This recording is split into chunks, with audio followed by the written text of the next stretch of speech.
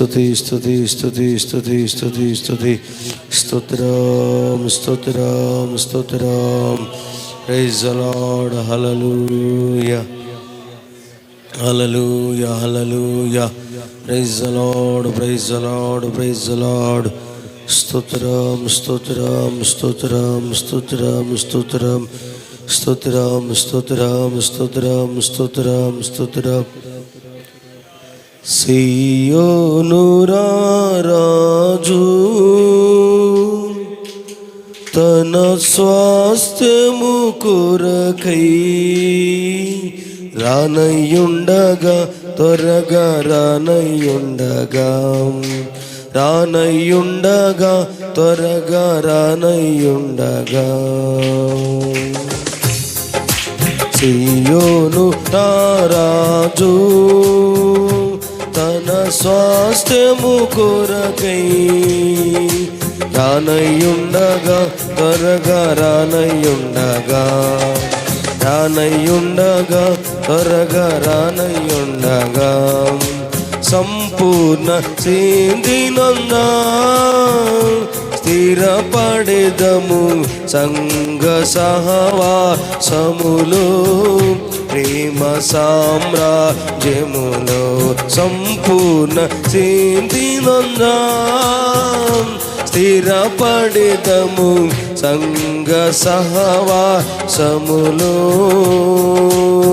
ప్రేమ సామ్రాజ్యములో. సియోను రాజు తన స్వాస్థ్యము కొరకై రానయ్యుండగా త్వరగా రానయ్యుండగా రానయ్యుండగా త్వరగా రానయ్యుండగా సియోను రాజు.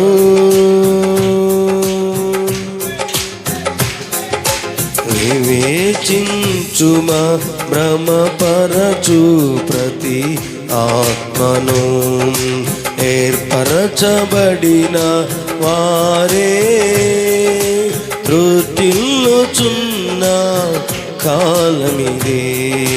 వివేచించుమా భ్రమపరచు ప్రతి ఆత్మను ఏర్పరచబడిన వారే త్రుటిల్లుచున్న కాలమిదే.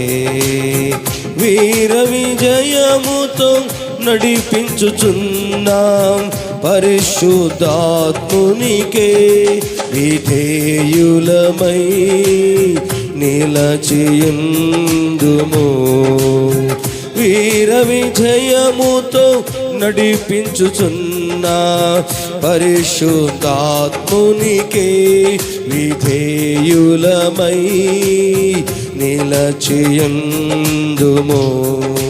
సియోను రాజు తన స్వాస్థ్యము కొరకై రానయ్యుండగా త్వరగా రానయ్యుండగా రానయ్యుండగా త్వరగా రానయ్యుండగా సంపూర్ణ సేందినందా స్థిరపడెదము సంఘ సహవాసములో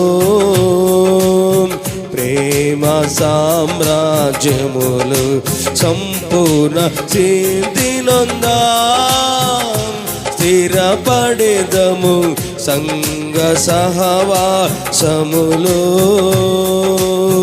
ప్రేమ సామ్రాజ్యములో సియోను రాజు.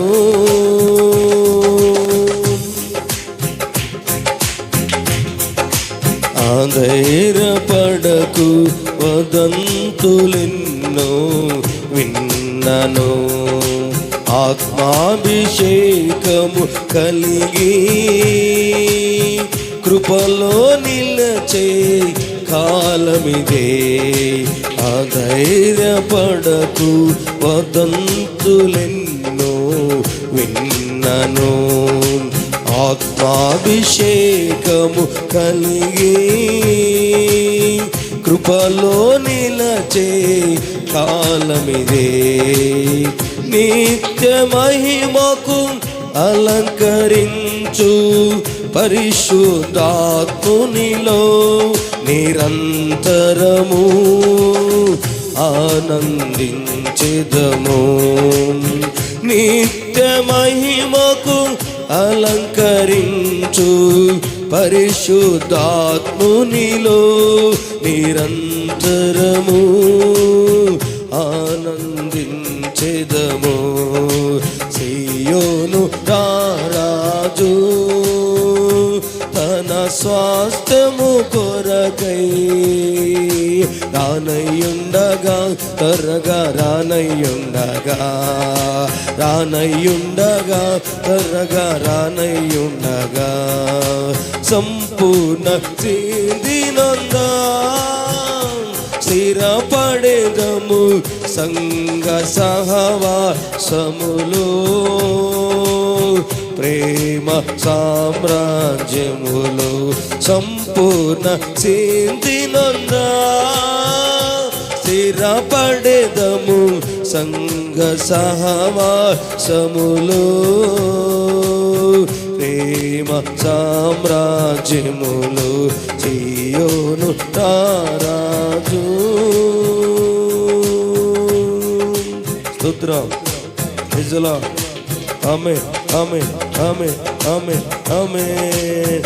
ఆశ్చర్యపడకు, ఆకాశ శక్తులు కదిలెను, దైవ కుమారులందరూ ప్రత్యక్షమయ్యే కాలమిదే. ఆశ్చర్యపడకు, ఆకాశ శక్తులు కదలినను, దైవ కుమారులందరూ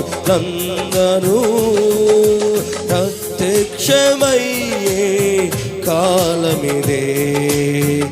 ఆర్భాటముగా రారాజు యేసు దిగి వచ్చు వేళ, రూపాంతరము మనము పొందెదము.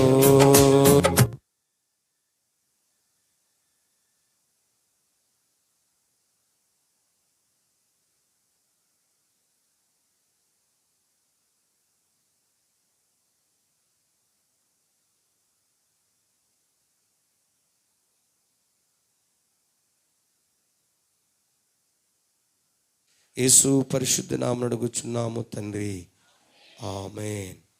దయచేసి కూర్చుందామండి.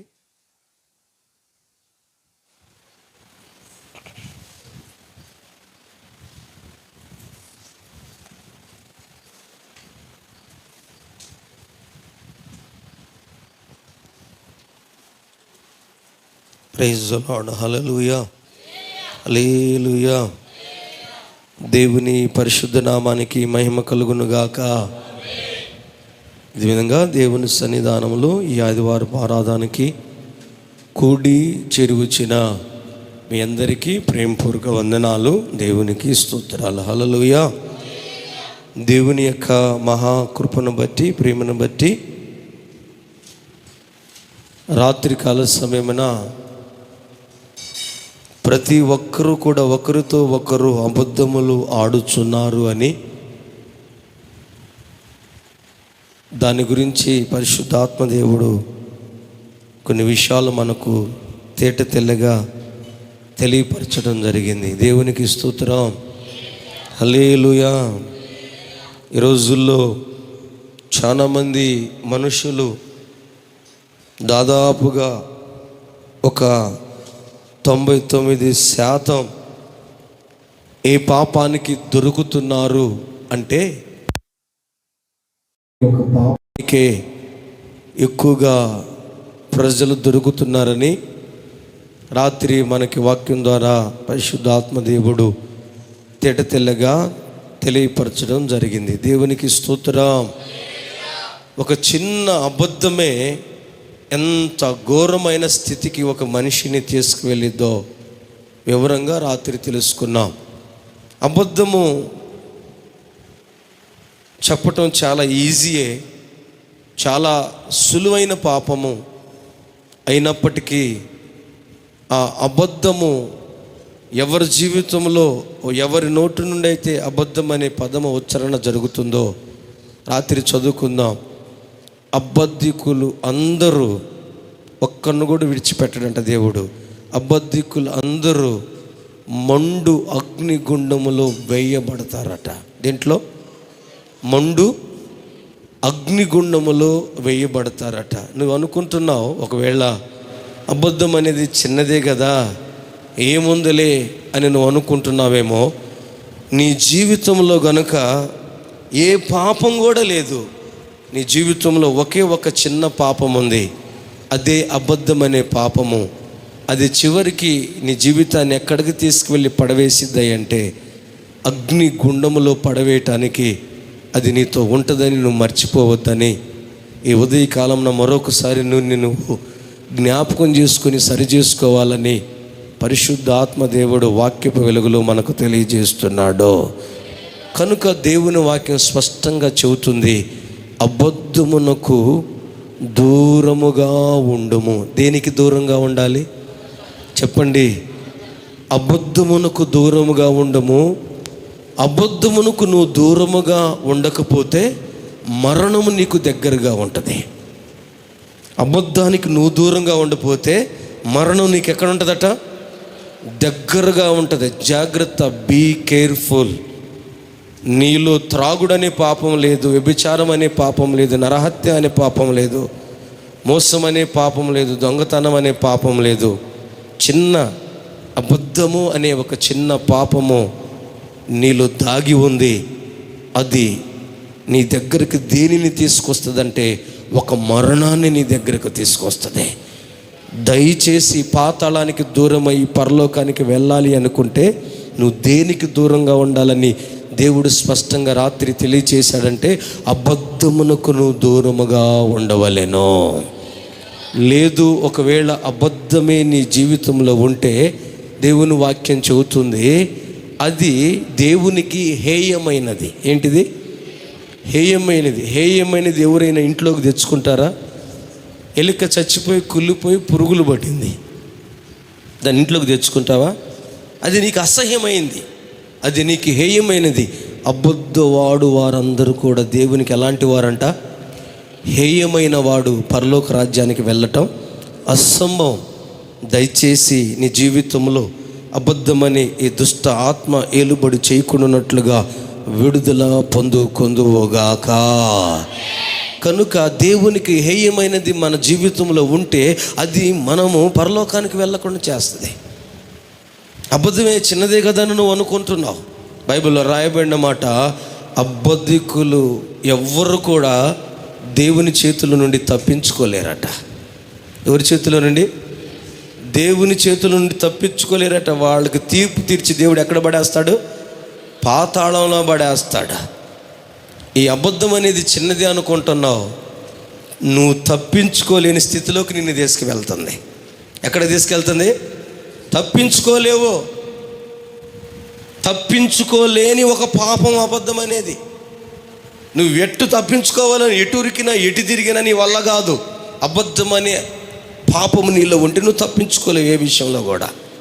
కనుక దానికి నువ్వు దూరం అవుదువుగాక, దానికి దూరంగా బ్రతుకుదువుగాక. ఒకవేళ అబద్ధం అనేది నీ జీవితంలో ఉంటే ఒకరోజు నీ మీదకి నాశనం వస్తుందని వాక్యం సెలవిస్తుంది. ఏమొస్తుందట? నాశనం వస్తుందట. అబద్ధమే కానీ ఏం తీసుకొస్తుంది? నాశనం. ఈరోజు దేవుడు నిన్ను నన్ను నాశనం అవ్వకూడదనే నశించిపోతున్న నా జీవితంలోనికి యేసుక్రీస్తు వారు దిగి వచ్చారా? హల్లెలూయా. నశించిపోతున్న మన జీవితాలను పట్టుకొని బాగు చేసి నిలబెట్టిన దేవుడు మరలా నశించిపోవాలని కాదు, బాగుపడి ప్రభు ఎదుట నిలబడాలనే దేవుడు మన ఎడల ప్రయత్నం చేస్తుండగా అబద్ధమనే ఒక చిన్న దానికి అవకాశం ఇచ్చి నువ్వు మరలా నశించిపోవటానికి అవకాశము ఇవ్వద్దు. కనుక అబద్ధము అనేది ఉంటే మరణం దగ్గరగా ఉంటుంది. అబద్ధం అనేది నీ జీవితంలో ఉంటే నువ్వు ఏ విషయంలో కూడా తప్పించుకోలేవు దేవుని దగ్గర నుండి. అబద్ధికుల మీదకి నాశనం అనేది వస్తుంది. అబద్ధికులు ఎవ్వరు కూడా రేపు దేవుని ఎదుట నిలబడలేరట. ఎవరు ఎదుట? ఇక్కడ అబద్ధపు బ్రతికి రేపు దేవుని ఎదుట నిలబడే అవకాశాన్ని నువ్వు కోల్పోతావు. చూసావా, అబద్ధము చిన్నదే నీ మీదకి నాశనం చేస్తుంది. అబద్ధం చిన్నదే నువ్వు ప్రభు ఎదుట నిలబడకుండా చేస్తుంది. అబద్ధం చిన్నదే నువ్వు తప్పించుకోలేకుండా చేస్తుంది. అబద్ధం అనుకుంటున్నావు, దీని ద్వారా ఎంత భయంకరమైన పరిణామాన్ని నువ్వు అనుభవించాల్సి వస్తుందో, ప్రభావాన్ని అనుభవించాల్సి వస్తుందో అర్థం చేసుకో. అబద్ధమే ఎవరి ఎదుట నిలబడలేకుండా చేస్తుంది. దేవుని ఎదుట నిలబడలేడంట అబద్ధం ఉన్నాడు. అందుకే యెషయా అంటాడు, అయ్యా అపవిత్రమైన పెదవులు కలిగిన వాడు. అందుకే బైబిల్ వాక్యం సెలవిస్తుంది, అబద్ధములాడు పెదవులు యెహోవాకు హేయమో. ఏ పెదాలంట? అందుకే యెషయా వెంటనే అంటాడు, యెషయా పెదాలు అపవిత్రమైపోయినాయి. అపవిత్రమైపోయిన వెంటనే యెషయా దేవుని ఎదుట నిలబడినప్పుడు, అయ్యా అపవిత్రమైన పెదవులు కలిగిన వాడునయ్యా అని ఎప్పుడైతే ప్రభు కాడు ఒప్పుకున్నాడో, దూతను పంపి అగ్ని చేత తన పెదవులలో ఉన్న అపవిత్రతను దేవుడు తొలగించాడు. హల్లెలూయా. ఈరోజు ఒకవేళ నీ పెదాలు అపవిత్రమైనగా ఉన్నాయేమో, పరిశుద్ధాత్మ అగ్ని చేతను శుద్ధి చేయబడదువుగాక, కృపను పొందుకుందువుగాక. కనుక అబద్ధమే కదని, చిన్నదే కదని, సులభమైందే కదని తేలిగ్గా తీసుకోబాకు.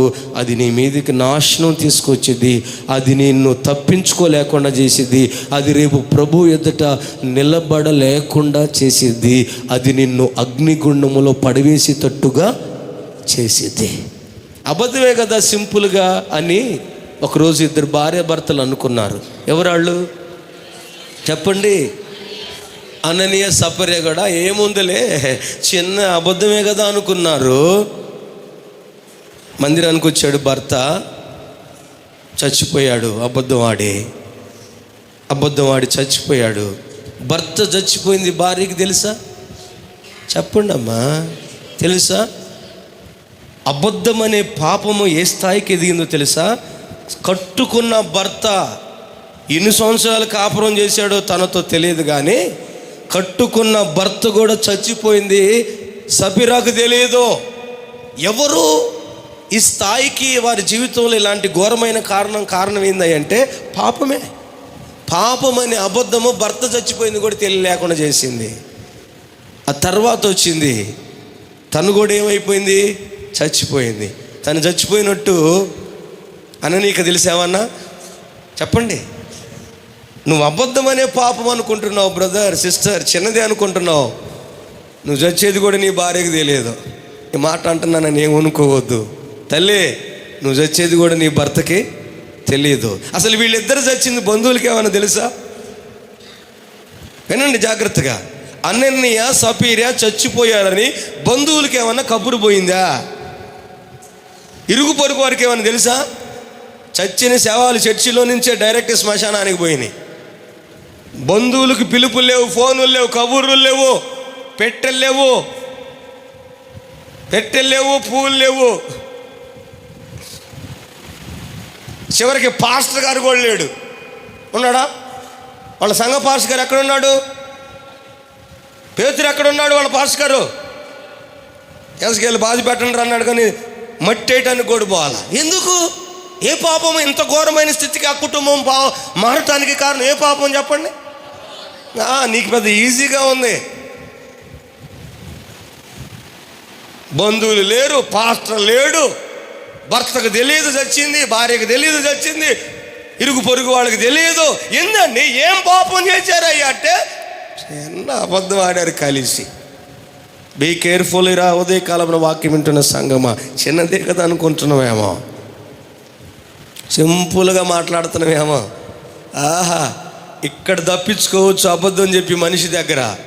దేవుని వాక్యం అంటుంది, అబద్ధికులు ఎవరు దేవుని చేతుల నుండి తప్పించుకోలేరట.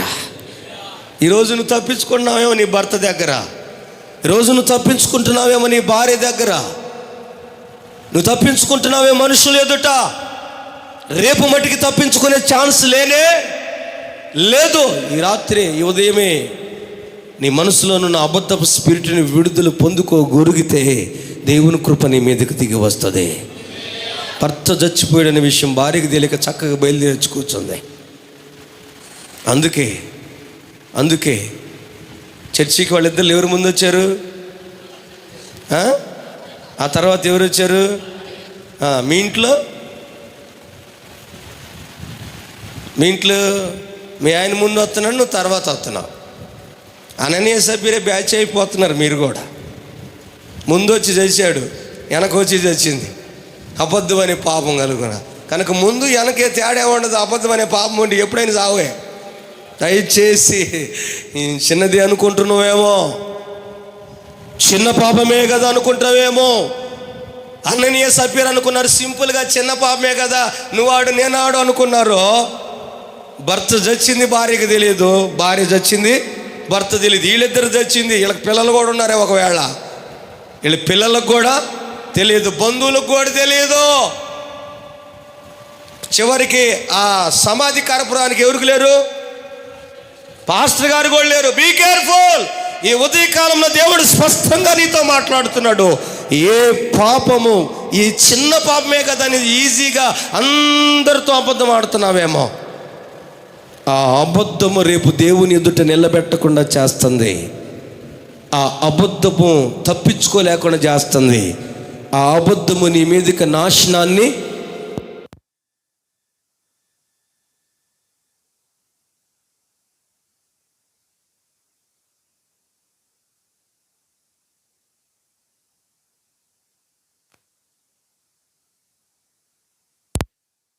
ఒకవేళ దాగి ఉందేమో, దయచేసి దాని నుండి విడుదల పొందుకొనుటకు నువ్వు సమర్పించుకొందువుగాక. అననీయ సఫీరా కుటుంబాలు అంత ఘోరమైన, ఇంట్లో డబ్బు లేదా వాళ్ళకి? ఇంట్లో డబ్బు లేదా? ఇంట్లో అంత డబ్బు ఉన్నా కానీ ఏం సావు? దిక్కులేని సావు అనండి. ఏం సావు? దిక్కులేని సావు చచ్చారు. ఎందుకయ్యా దిక్కులేని సావు? వాళ్ళిద్దరు చావటానికి డబ్బు. దేవుని బిడ్డలారా, నీలో కూడా ఇలాంటి పాపం నిన్ను ఏలుబడి చేస్తుందేమో, సులువుగా నిన్ను మోసం చేస్తుందేమో. దయచేసి బీ కేర్ఫుల్. నీ కుటుంబ స్థితి ఈ విధంగా రాకుండా ఉండునట్లుగా, చిన్నదే కావచ్చు ఈ పాపము, సులువైందే కావచ్చు ఈ పాపము, సెకండ్లో చేయొచ్చు ఈ పాపము, అయినా చాలా భయంకరమైందని నిన్ను గుర్తెరిగి దీని నుండి నువ్వు తప్పించుకోవడానికి పోరాడుదుగాక. ఆమేన్. ఎలీషా దగ్గర ఒకే ఒక్క శిష్యుడు ఉన్నాడు. ఎంతమంది ఉన్నారు? అతని పేరేంది? ఒక్కడే ఉంది. ఆ ఒక్కడు కూడా నిజాలు చెప్పేవాడా, అబద్ధాలు చెప్పేవాడా? ఒక్కడే ఒక్కడు అబద్ధికుడుగా ఉన్నాడు. ఏం తెచ్చుకున్నాడు? కుష్టి వ్యాధిని తెచ్చుకున్నాడు, శాపాన్ని తెచ్చుకున్నాడు. ఎలీషా తర్వాత సేవ చేయాల్సినోడు ఎలీషా దగ్గర లేకుండా దూరం అయిపోయాడు. దైవజనునికి దూరం చేసింది ఏ పాపం? గెహాజీ ఎలీషా దూరం అవటానికి వారి మధ్యకి ఏ పాపం దిగిందమ్మా? ఈజీగా అన్నాడు, నేను అడిగిపోయానయ్యా ఎక్కడే. ఈజీగా అన్నాడు, సింపుల్గా ఒక మాటని వదిలేశాడు. దైవజనుడిని తనను దూరం చేసేసింది, దేవుని సేవకు దూరం చేసేసింది. దేవుని మందిరం, దైవజనుడి కాడ పెరుగుతున్న గెహాజీ ద్వారా ఇంటికి ఆశీర్వాదం రావాలైతే తన మీద శాపం తెచ్చుకున్నాడు. తరతరానికి కూడా ఏం తీసుకొచ్చాడు? ఎందుకు గెహాజీ జీవితం ఇలా అయిపోయింది? ఏ తప్పు? సింపుల్గా తీసేయబాకు. నేలకొందిగా పెదవులుగా ఓడకలాడి ఒక్క మాట అట్టని ఊరుకోబాకు. అది ఎంత భయంకరమైన స్థితికి నిన్ను నీ కుటుంబాన్ని తీసుకెళ్తుందో ఒకసారి గ్రహించదుగాక. దైవజనుడి కాడు ఉండాల్సిన వాడు దైవజనుడికి దూరం అయిపోయాడు. సేవ చేయాల్సిన వాడు సేవ దూరం అయిపోయింది. ఆశీర్వాదకరంగా ఉండాల్సిన వాడు శాపాన్ని తెచ్చి పైన పెట్టుకున్నాడు. ఆ వచ్చిన రోగం ఏమన్నా ఒక రోజు పోయేదా అంటే పోయేది కాదు. జీవితాంతం అనుభవించడమే కాక తన తరతరానికి కూడా ఆ కుష్టి వ్యాధిని కారుకొడయ్యాడు గెహాజీ. ఎన్ని పాపాలు చేసి దైవజనుడి దగ్గర ఇంతటికి కారకుడయ్యాడు గెహాజీ అంటే ఓన్లీ ఒక పాపమే. ఈరోజు అందుకే అంటాడు ప్రకటన గ్రంథంలో కూడా ఆ సంఘాలన్నిటి కూడా దేవుడు చెప్పేది, నీ మీద నేను ఎన్నో నేరాలు మోపట్లేదు, ఒక్క నేరమే మోపుతున్నా. ఈ ఉదయకాలంలో వాక్యం వింటున్న సిస్టర్, బ్రదర్, ఆ ఒక్క నేరము పాపమై ఆ అబద్ధమై ఉందేమో. చూసావా అననీయ సఫీర కుటుంబం ఏ స్థితికి వెళ్ళిపోయిందో, చూసావా గెహాజీ జీవితం ఏ స్థితికి వెళ్ళిపోయిందో. ఇంకా ఇలా చెప్పుకుంటూ పోతే ఎంతోమంది జీవితాలు అంత ఘోరంగా మారటానికి ఏదో వాళ్ళు నరహత్యలు చేయలేదు, ఎవరో నలుగురిని చంపలేదు, వాళ్ళు చాలా మందిని పాడు చేయలేదు. కానీ వాళ్ళు చేసింది నాలుగుతో పెద్దలతో సింపుల్గా చిన్న పదం మాట్లాడారు, అబద్ధం అనే పదం. వారి కుటుంబాలు ఆ విధంగా పతనం అయిపోయినాయి. ఈరోజు గుర్తుపెట్టుకో, ఈ క్రొత్త నిబంధన సంఘం అయిన మనతో చెబుతుంది, ఒకవేళ మీరు కూడా అలా ఉంటే రేపు ప్రభు ఎదుట నిలబడలేరు, నాశనం వస్తుంది, తప్పించుకోలేరు, మరణం దగ్గర అయ్యింది. కనుక ఈ విషయంలో ఎవరికి వారు కేర్ తీసుకొని సరి చేసుకోవాలని ప్రభు పేరిట మీ అందరికీ ప్రేమతో మనవి చేస్తున్నాం. హల్లెలూయా. ఈ కృపను మనమందరం పొందుకుందామగాక. ఆమేన్.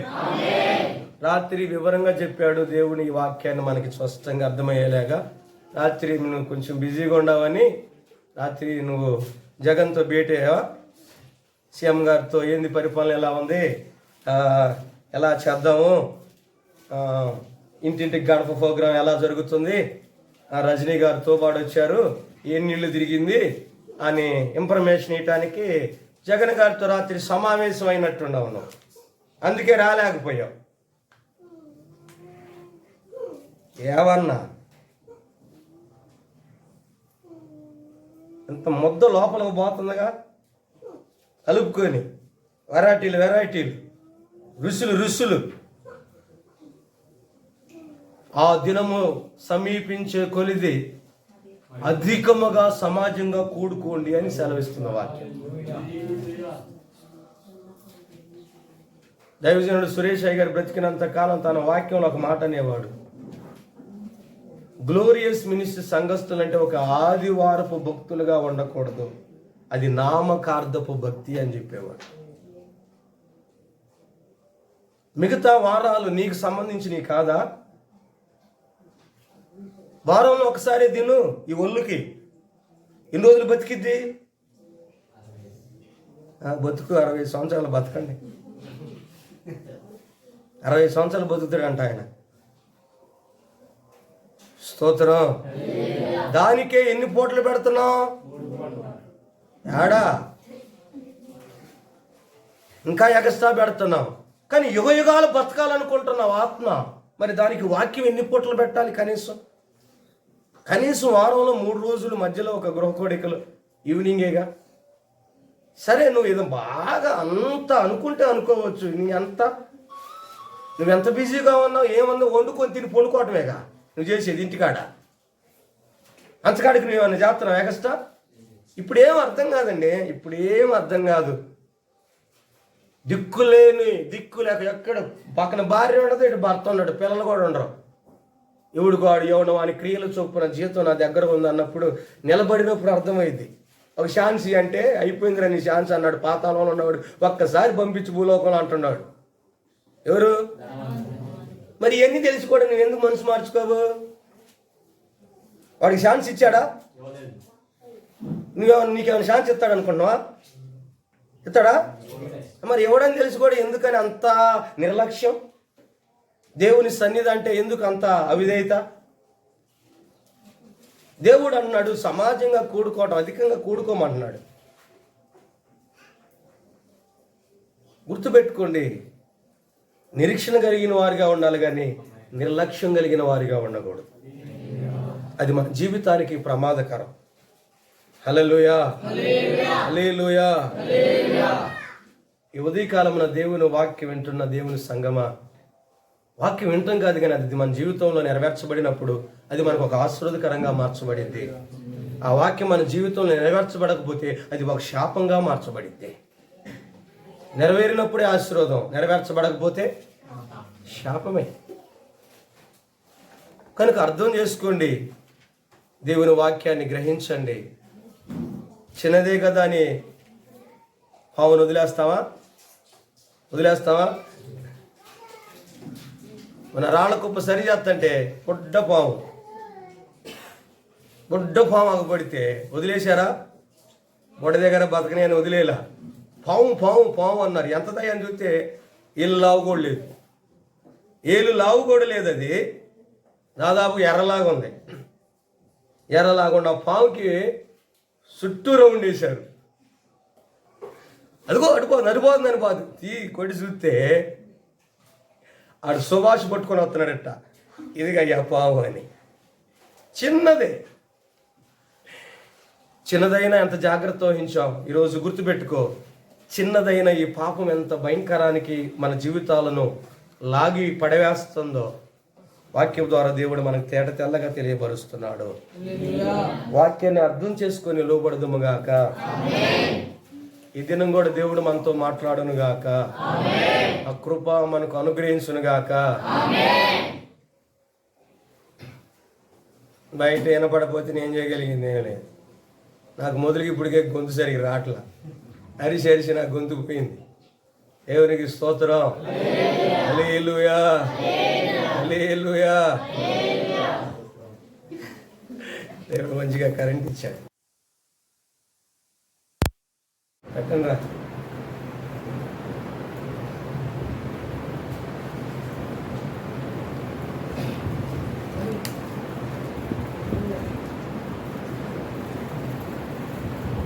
జనం ఎంతమంది ఉన్నారు?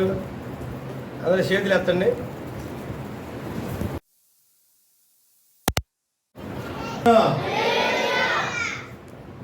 సత్యంగా ఇప్పుడే వచ్చాడు మైస్థిరానిగా చెప్పు. 2000 మనం చెప్పు. ఎందుకులే ఆడకు పోదాం, సంవత్సరానికి 1000 రూపాయలు వేస్తారు. ఈ పాస్ గారు ఏంది ఒకసారి 2000 వేసాడు అంటాడు ఆయన. ప్రతి కుటుంబంలో కుటుంబ ప్రార్థన జరిగింది, జరగదా? ఏ దిగులు ఏముంది? ఒక 4 లీటర్కు తెచ్చుకుంటే చాలు, గంట వస్తుంది లీటరు. 4 గంటలు మన ప్రార్థన ఈజీగా వెళ్ళిపోయింది. ఇది ఏమైనా ఇబ్బందిగా ఉందా? ఇబ్బందిగా ఉందమ్మా? ఇబ్బందిగా ఉన్నవాళ్ళు చేతులు ఎత్తండి. ఎందుకు ఎత్తుతారు? ఎవరు ఎత్తరు. నేను ఎందుకు చెబుతున్నా తెలుసా? వేరే ఉద్దేశంతో కాదు, నిజం. ఈ ప్రార్థన స్టార్ట్ అయిన కానీ ఒక పాట పాడటం, కరెంటు పోవటం, పాట పాడటం, కరెంటు పోవటం, వాక్యం చెప్పటం, కరెంటు పోవటం, ఆరాధనలో కరెంటు పోవడం చాలా ఇబ్బందిగా ఉంది. అర్థం చేసుకోండి. ఇప్పుడు నేను చెప్పిన మాట జోకుతో కాదు, నిజమే. బల్లారాధన కల్లా మనం ఏం కొనుక్కోవాలి? మనం ఇదే పట్టుదలతో ఉందా? అల్లెలివి కూడా అంతలో చాలా మంది. అప్పుడు మాకు అంత డ్వాక్రా ఉంది పాస్టర్ గారు, ఈ నెల ఆపుకో, డ్వాక్రా ఏం కాదులే, నీకు ఎటు వడ్డీలు కట్టాలి తర్వాత అయినా సరే, డ్వాక్రా డబ్బులు ఇటు తిప్పు. వినపడుతున్న స్వార్థమా? బల్లారాధన కల్లా ఎంత తేవాలి? 1000 రూపాయలు తేవాలి. వసూలు చేసే పాస్టర్ అని చెప్పుకో, ఏమని చెప్పుకో, ఎవరికని చెప్పుకో. మందిరంలో మటుకు ఏం రావాలి? 100 రావాలి. మనం ప్రతి ప్రార్థనకు అది ఉపయోగకరంగా మార్చబడాలి. హల్లెలూయా, హల్లెలూయా. కొత్తది కాదు మనం కొంటుంది. 70,000 కొత్త వస్తాయా? సెకండ్ హ్యాండే. కొత్తది కొందాం పాస్ గారు అంటే ఇంకొక 1000 పెరిగిద్ది, 150,000 అయింది కొత్తదైతే. ఇక దానికి తిరిగే ఉండదు అసలు. ఇక జీవితకాలం అసలు మెకానిక్ కూడా అవసరం లేదు దానికైతే. ఏదేమైనా దేవుడు మనకు శక్తినిచ్చునుగాక. ఆమేన్. పరిచర్యకి ఇబ్బంది లేకుండా దయచేసి నేను చెబుతున్నాను, అందరి మీద ఉండాలి ఈ భారం, అందరికీ ఉండాలి ఈ బాధ్యత. దేవునికి స్తోత్రం. హల్లెలూయా. కనుక బల్లారాధన కల్లా ఏం కొనుక్కొచ్చుకోవాలి? జనరేటర్ రాలేదంటే నువ్వే కారుకురాలుగా ఉండకూడదు. Be careful. అర్థమైందా మనకు? అర్థమైందా? దేవునికి స్తోత్రం. చూడు, మంచి జనరేటర్ నీకే తెలియాలి. మంచి జనరేటర్ చూడు. దేవుడు పరిచర్య కట్టి మంచి వస్తువును దేవుడిచ్చునుగాక. ఆమేన్. వాయిదాలు వేయకుండా నిలబడదాం, కొనుక్కుందాం. దేవుని పరిచర్యకు వాడబడిద్ది. హల్లెలూయా, హల్లెలూయా. కనుక చిన్నదే కదా అని, సులువైందే కదా, సెకండ్లో జరిగేది కదా అని దానికి మనం చోటిస్తే కుటుంబాలు చాలా భయంకరంగా మార్చబడతాయి. దయచేసి ఇక నుంచి అలాంటి వాటికి దూరంగా బ్రతికి ఒక శ్రేష్టమైన రాజ్యానికి, ఆ ప్రేమ సామ్రాజ్యానికి వారసులుగా మనం మార్చబడదాము గాక. ఆమేన్. పోయిన వారం ఒక వాక్యం చెప్పా, మీకు ఏమైనా గుర్తుందా? పాపం ఎట్లుంటుందంట? మంచిగా ఉంటుంది, అందంగా ఉంటుంది, రమ్యంగా ఉంటుంది, కన్నేసిద్ది, పట్టుకుంటుంది, మీడియేటర్లను కూడా పెట్టిద్ది. ఈ విషయాన్ని పోయిన వారం మనం ధ్యానం చేసుకున్నాం. దేవునికి స్తోత్రం, హల్లెలూయా. అట్టి పాపాన్ని మనందరం జయించుదుముగాక, అట్టి ఆకర్షణ కూడా జయించుదుముగాక. ఈ దినమును కూడా దేవుడు తన వాక్యపు వెలుగులో మనలందరినీ దర్శించునుగాక. ఇంకను పాపము ఎలా కనిపించదో, ఎలా ఉంటుందో కొన్ని నేర్చుకుందాం. అసలు ఇంకా పాపం అంటే ఏంటో కూడా కొన్ని నేర్చుకుందాం. దేవునికి స్తోత్రం. దేవుని బిడ్డలైన ముందల మనకు అసలు పాపం అంటే ఏదో తెలియకుండా భక్తి చేయటం అది ధర్మమైంది కాదు. కనుక పాపము ఎలా ఒక మనిషిని ఆకర్షించుదో నేర్చుకున్నాం. రెండవది, అసలు ఇంకా పాపం అనేది ఎలా, ఏం చేస్తే పాపంగా మారిద్దో, ఏం చేయకపోతే పాపంగా మారిద్దో కొన్ని విషయాలు మనం నేర్చుకుందాం. దేవునికి స్తోత్రం. పరిశుద్ధ గ్రంథంలో నుండి మొదటి సమూయేలు గ్రంథము 12వ అధ్యాయము 23వ వచనాన్ని ఒకసారి చదువుకుందాం. నా మట్టుకు నేను మీ నిమిత్తము ప్రార్థన చేయుట మానుట వలన యెహోవాకు విరోధముగా పాపము చేసిన వాడనగుదును. దేవునికి స్తోత్రం. బయట కూర్చున్న వాళ్ళైనా లోపల కూర్చున్న వాళ్ళైనా చక్కగా దేవుని వాక్యాన్ని కొంతసేపు మనం అందరం విందాం. పాపము ఎలా ఆకర్షించిద్దో మనిషిని పోయినసారి నేర్చుకున్నాం. ఈ వారం నేర్చుకుంటున్నాం. ఆ పాపం అనేది ఇంకా ఎలా ఉంటుందో నేర్చుకుంటున్నాం. పాపము అంటే ఏమిటయ్యా అంటే, దేవుని వాక్యం స్పష్టంగా చెబుతుంది, ఇతరుల గురించి ప్రార్థన చేయకపోవటం యెహోవాకు విరోధముగా పాపం చేయటం అంట. దేవునికి స్తోత్రం, హల్లెలూయా. ఎవరి గురించి? నీ గురించి కాదు, ఇతరుల గురించి నువ్వు ఎప్పుడైతే మోకరించి ప్రార్థన చేయకుండా బ్రతుకుతావో ఇది నీ జీవితంలో ఒక పాపంగా నిలబడిద్దని ప్రవక్త అయిన సమూయేలు స్పష్టంగా తెలియచేస్తూ ఉన్నాడు. ఈ ఉదయకాలంలో వాక్యం వింటున్న మన జీవితంలో ఒకవేళ ఇలాంటి పాపం ఏమన్నా మన జీవితంలో ఉందేమో. ఎలాంటిది? ఇతరుల గురించి ప్రభు దగ్గర ప్రార్థన చేయని ఒక స్వభావము మనలో ఉంటే అది ఎవరికి విరోధంగా పాపం చేసినట్టు లెక్క? యెహోవాకు విరోధముగా పాపము చేసినట్టు లెక్క. దేవునికి స్తోత్రం, హల్లెలూయా. గుర్తుపెట్టుకోండి, ఒక త్రాగటమే పాపం కాదు, ఒక వ్యభిచారం చేయటమే పాపం కాదు, ఒక దొంగతనం చేయటమే పాపం కాదు. కానీ ఇంకా పాపం అంటే ఏంటంటే, దేవుని బిడ్డవైన నీవు ఇతరుల గురించి మొరపెట్టకపోతే ప్రభు దగ్గర అది పాపముగా మన యందు నిలబడి ఉంటుంది. పితరులకు మూల పురుషుడైన అబ్రహాము తన కోసమే కాదు కానీ ఇతరుల కోసం కూడా ప్రార్థన చేసి ఇతరుల రక్షణకు కారకుడుగా నిలబడ్డాడు ఆయన. సొదొమ గొమొర పట్టణం నశించిపోతుందని అబ్రహాముకి తెలిసినప్పుడు చావనే ఆ పాపము చెబితే ఎవడుంటాడు? ఆ పాపంతో నాశనం అయితే మళ్ళీ వాళ్ళ పాపం వేళ నాశనం చేస్తుంది అని సొదొమ గొమొర పట్టణం గురించి మౌనంగా ఉన్నాడా?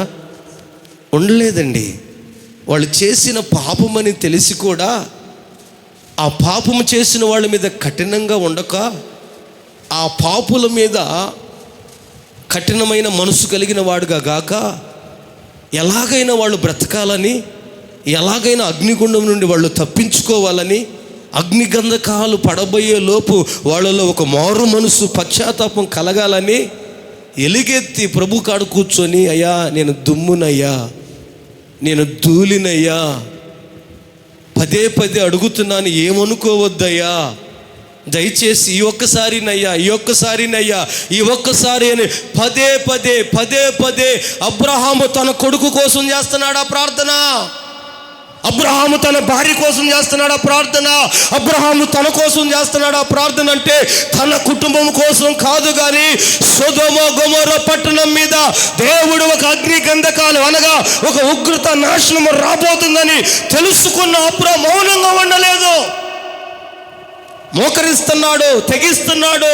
అయ్యా, నేను తెగించి మాట్లాడుతున్నానయ్యా, దయచేసి దుమ్ములాంటోండి, ఏమనుకోవద్దు, ఈసారి అడుగుతున్నానని పదే పదే పదే పదే పదే పదే అది భూమి మీద నాశనమయ్యేంత వరకు కూడా దానికోసం ఏం చేశాడు? ఈరోజు మన జీవితాల్లో కూడా ఏదన్నా ఒక స్త్రీ పాపములో ఉంటే, ఏదన్నా ఒక పురుషుడు పాపములో ఉంటే, ఏదన్నా ఒక వ్యక్తి పాపములో ఉండారని తెలిస్తే నీవు నేను చేయాల్సిన పని ఏందో తెలుసా?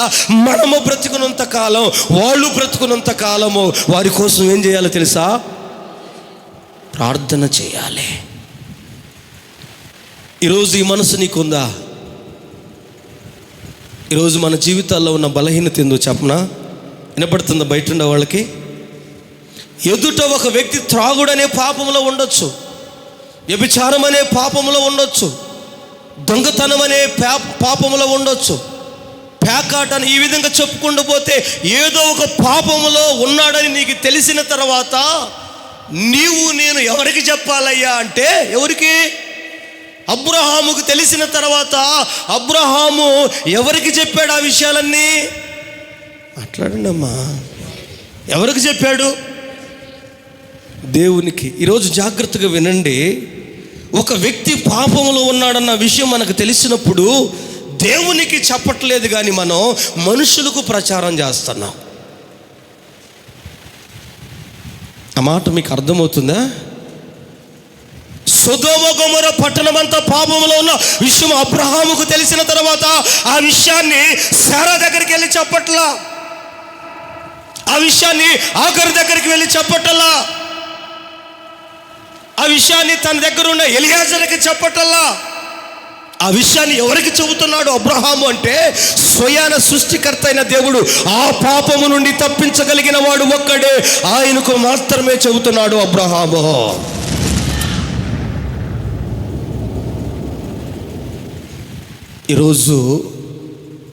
ఈరోజు నీవు ఒక వ్యక్తి పాపములో ఉన్నాడని తెలిసి, ఒక స్త్రీ పాపములో ఉన్నాడని తెలిసి ఏ మనిషికి చెప్పకుండా దేవునికే నువ్వు చెప్పగలుగుతున్నావా?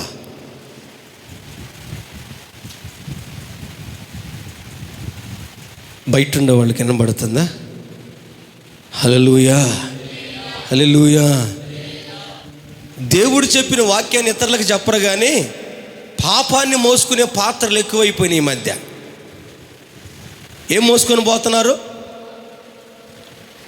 ఒక మనిషి నుండి ఇంకో మనిషికి, ఇంకొక మనిషి నుండి ఇంకొక మనిషికి వాక్యాన్ని కాదు మోసుకొని పోతుంది.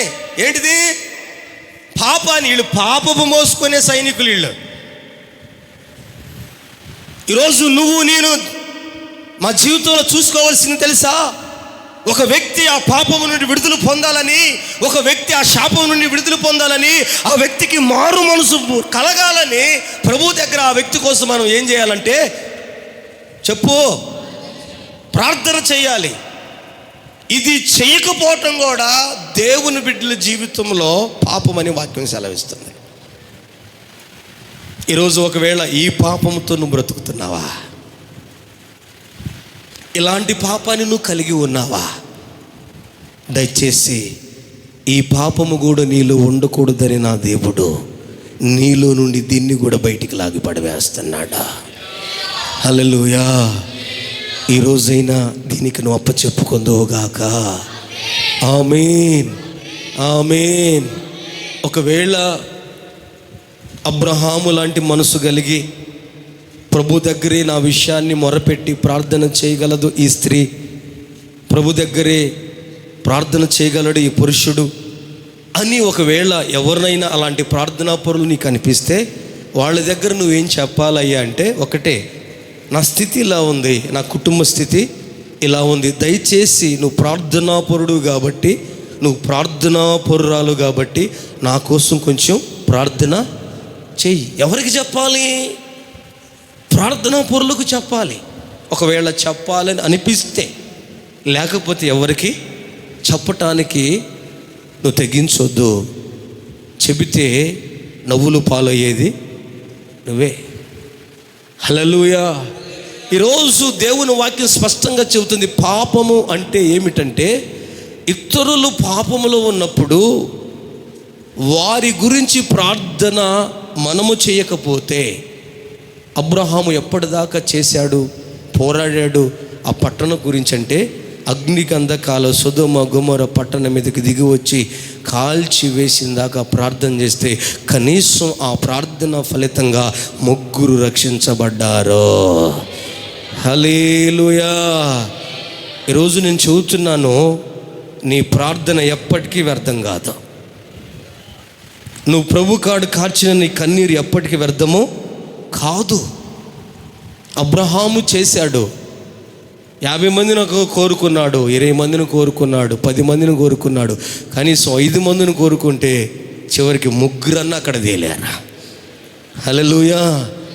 ఈరోజు నీ జీవితంలో, నా జీవితంలో మనందరము పోరాడాల్సిన ఒక పోరాటం ఏమిటంటే, ఇతరులు పాపములో ఉన్నప్పుడు వారి యొక్క పాప స్థితి నుండి వారు మార్చబడినట్లుగా, వారిలో ఒక మారు మనసు కలగా చేయబడినట్లుగా, ఉగ్రతకి వారి జీవితాలు బలి కాకుండానట్లుగా దేవుని బిడ్డలైన మనము ఇతరుల గురించి ఏం చేయాలి చెప్పండి? ప్రార్థన చేయాలి. ఇట్టి మనస్సును ప్రతిష్టను మనం ఆయుధముగా ధరించుకొందుముగాక. అలా ఎప్పుడైతే నువ్వు నిలబడగలుగుతావో, అలా ఎప్పుడైతే నువ్వు పోరాడగలుగుతావో, ఈ పాపము నీలో ఉండకుండా అది పారిపోతుంది. కనుక సమూయేలు ప్రవక్త అంటాడు, ఇతరుల గురించి ప్రార్థన చేయకపోవటమే యెహోవాకు విరోధమైన పాపము నేను చేస్తున్నట్టు లెక్క. ఇన్ని దినాల ఒకవేళ నువ్వు ఇతరుల గురించి ప్రార్థన చేయట్లే చాలామంది కోసం, కనీసం నీకు తెలిసిన వాళ్ళ కోసమైనా నువ్వు చేయాలి. అవునా కదా? మీ అన్న రక్షణలో లేడు, మీ అన్న కోసం నువ్వు ప్రార్థన చేస్తున్నావా? మీ అక్క రక్షణలో లేదు, మీ అక్క కోసం ప్రార్థన చేస్తున్నావా? మన బాధ్యత ఒకటి గుర్తుపెట్టుకోండి, వాళ్ళు బ్రతుకున్నంత కాలం, మనం బ్రతుకున్నంత కాలం మనం ఏం చేయాలి? వారి కోసం ప్రార్థన. ఇలా చేయకపోతే మనం ఏం చేస్తున్నట్టు లెక్క. ఎందుకు ఈ ఘోరమైన పాపం? ఒకవేళ దేవుని బిడ్డలైన మనలో ఇలాంటి స్వభావం ఉందేమో, గుర్తెరిగిన దేవుడు ఇది దీని నుండి విడిపించాలని నీతో నాతో మనందరితో మాట్లాడుతూ ఉన్నాడు. ఇట్టి యోగ్యమైన పాత్రలుగా మనం మార్చబడదుముగాక. ఆమేన్, ఆమేన్. కనుక సంగమా, ఈ మనస్సు ఉన్నవాడు, ఈ ప్రతిష్ఠ ఉన్నవాడు వేవేలకు ఆశీర్వాదకరంగా ఉంటాడు. ఇలాంటి జీవితం కలిగిన వాడు పరలోకానికి గ్యారెంటీగా వెళ్తాడు. అబ్రహాము పరదేశులో ఒక ఉన్నతమైన అధికారం కలిగిన వాడిగా ఉన్నాడు. చచ్చిపోయిన లాజరు ఎవరు రమ్మును అనుకున్నాడంట? అబ్రహాము రమ్మును అనుకున్నాడయ్యా. ఎందుకు ఆ స్థితికి అబ్రహాం వెళ్ళాడంటే, భూమి మీద ఉన్న బ్రతికినంత కాలం పాపులు విడుదల పొందాలని, నాశనం నుండి తప్పించుకోవాలని, ఉగ్రత వారి మీదకి రాకూడదని పోరాడినవాడు అబ్రహాము. ఇతరులను అగ్నిలో నుండి లాగినట్లుగా ఎవరు ప్రార్థన చేస్తారో, ఎవరి కోసమైతే పోరాడుతారో, నిజంగా చెబుతున్నానో, పరలోకంలో వారు ఒక ఉన్నతమైన స్థానం కలిగి ఉంటారు. పరలోకంలో వారు ఉన్నతమైన స్థితిలోకి వెళతారు. యేసుక్రీస్తు వారు పరలోకములో ఉన్నంత కాలము పాపములో ఉన్నవారిని విడిపించడానికే ప్రయత్నం చేశాడు. చివరి ప్రార్థన యేసుక్రీస్తు వారు చేసిన ప్రార్థన ఆ యోహాను సువార్తలో ఉంటుంది. ఆ ప్రార్థన మనం చూసినంత కాలం ఆ గెత్సేమనే తోటలో కూర్చొని ఆయన ఎవరి కోసం ప్రార్థన చేశాడయ్య అంటే, ఇతరులు పాపములో ఉన్నవారిని విడిపించడానికి, మరణములో ఉన్నవారిని విడిపించడానికి, సాతాను హస్తాల్లో నలిగిపోతున్న వారిని విడిపించటానికి కూడా చివరి క్షణాల్లో కూడా ఇతరుల రక్షణ కోసం ప్రార్థన చేశాడు ఆయన. ఇతరులు పాపము నుండి విడుదల పొందాలనే ప్రయాసపడ్డాడు. దానికి ప్రార్థన చేయటమే కాక దానికోసము తన ప్రాణాన్ని కూడా అర్పించాడు యేసుక్రీస్తు వారు. ఎందుకయ్యా ప్రాణం అర్పించారు? ఎందుకయ్యా శ్రమ, నింద, అవమానాలు భరించారంటే ఇతరులను పాపములో నుండి విడిపించడానికి అంతగా ప్రయాసపడ్డాడు యేసుక్రీస్తు వారు. ఈరోజు ఈ మనస్సు ఎంతవరకు మనలో ఉంది?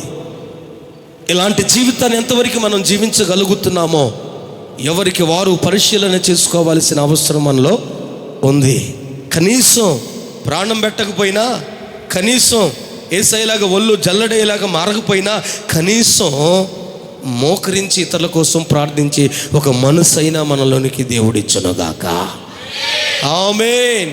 ఆయన కొరడా దెబ్బలు తిన్నా, ఆయన బల్లెంతో పొడిపించుకున్నా, ఆయన సిలువ మోసిన, ఆయన మేకులు కొట్టించుకున్న, ఆయన గడ్డము పెరిగివేయబడిన, తల్లకి ముళ్ళ కిరీటం పెట్టబడిన, కొడితే ఒళ్ళు జల్లెడగా మారిన, గుద్దిన, తన్నిన, పడిన, ఉమ్ము వేసుకున్న, దేనికోసమో తెలుసా?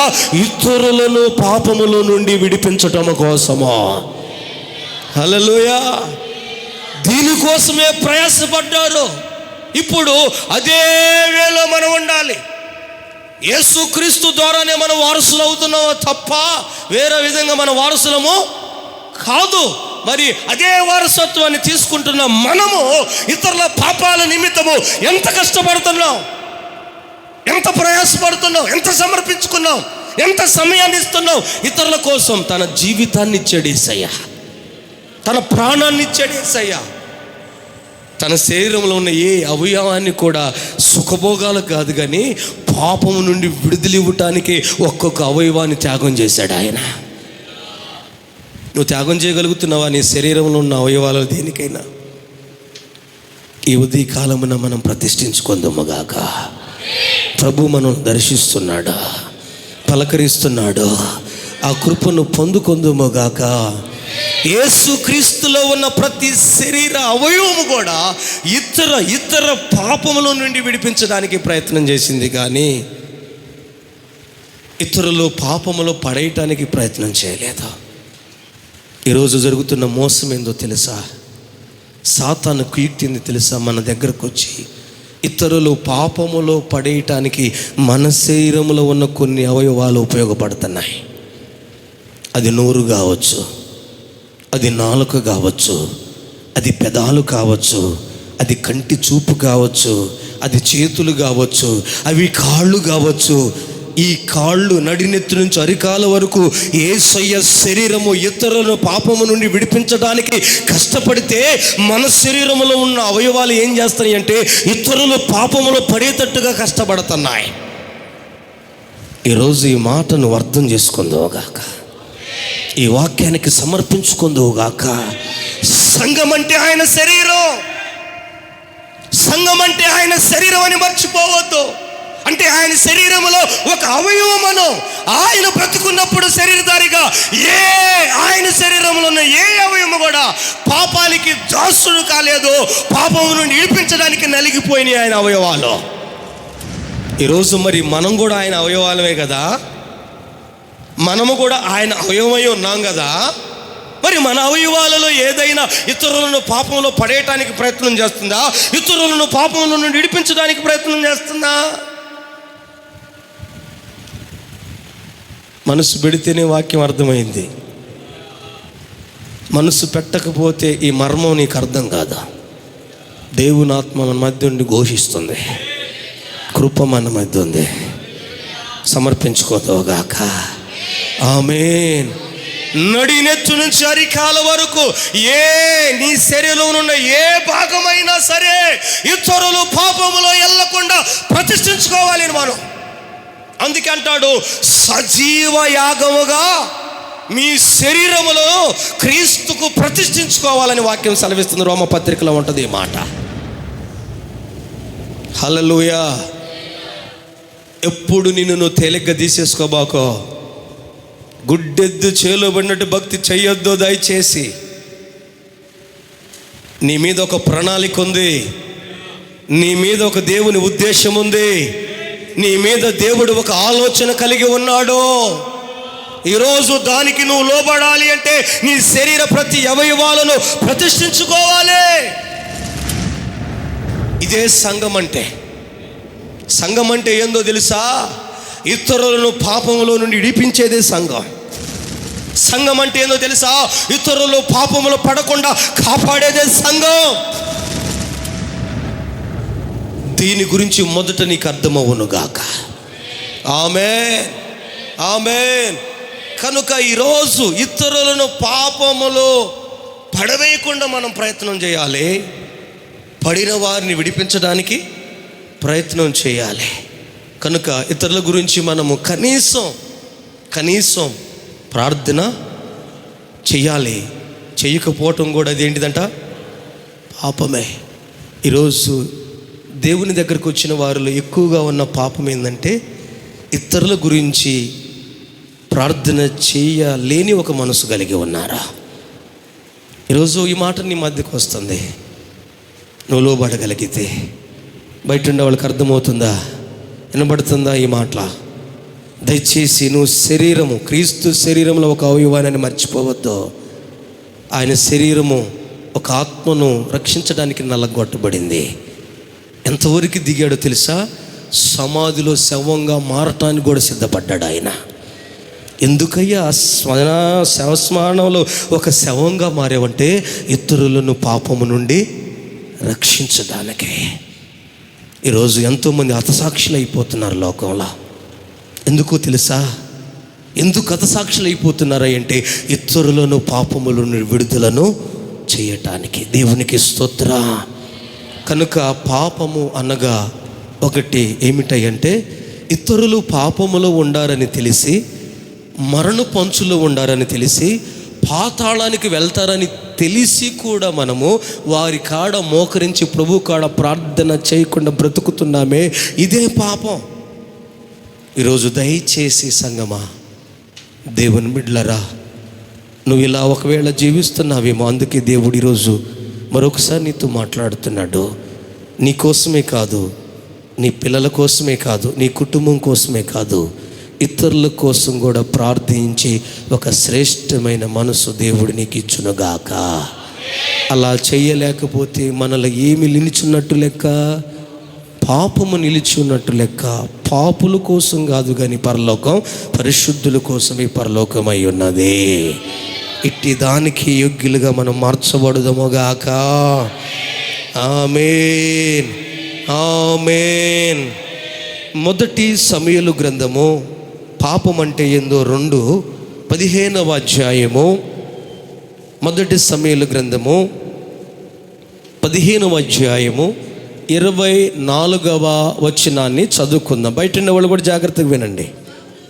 సౌలు జనులకు దడిచి వారి మాట వినినందున నేను యెహోవా ఆజ్ఞను నీ మాటలను మీరి పాపం తెచ్చుకున్నాడంట. ఎవరండి ఈయన్ని రాజుగా చేసింది? మాట్లాడండి అందరూ. సౌలుని గాడిదలు పోయి నేను దోలాడుకుంటుంటే తీసుకొచ్చి ఏం చేశాడు? రాజుగా చేశాడు. ఒక అధికారాన్ని ఇచ్చాడు, ఒక సింహాసనాన్ని ఇచ్చాడు. లక్షల మంది దేవుని ప్రజల మీద ఒక నాయకుడిగా పెట్టాడు దేవుడు. ఇలాంటి స్థితిని, స్థాయిని, కృపను దేవుడిస్తే ఎవరు మాట వినాలి? సౌలు మాట్లాడలేదు. చాలామంది ఎవరు మాట వినాలి? సౌలు దేవుని మాట వినాలి. ఈ కృపనిచ్చింది దేవుడు, ఈ స్థాయిని ఇచ్చింది దేవుడు, ఈ స్థితిని ఇచ్చింది దేవుడు. కానీ సౌలు అంటాడు జనానికి భయపడి. ఎవరికట? నువ్వు జనానికి భయపడేవాడు, నువ్వెట్ట దేవుడి బిడ్డ? నువ్వు అనుకుంటున్నావేమో నేను దేవుని బిడ్డని. దేవుని లిస్టులో నువ్వు దేవుని బిడ్డవు కాదు.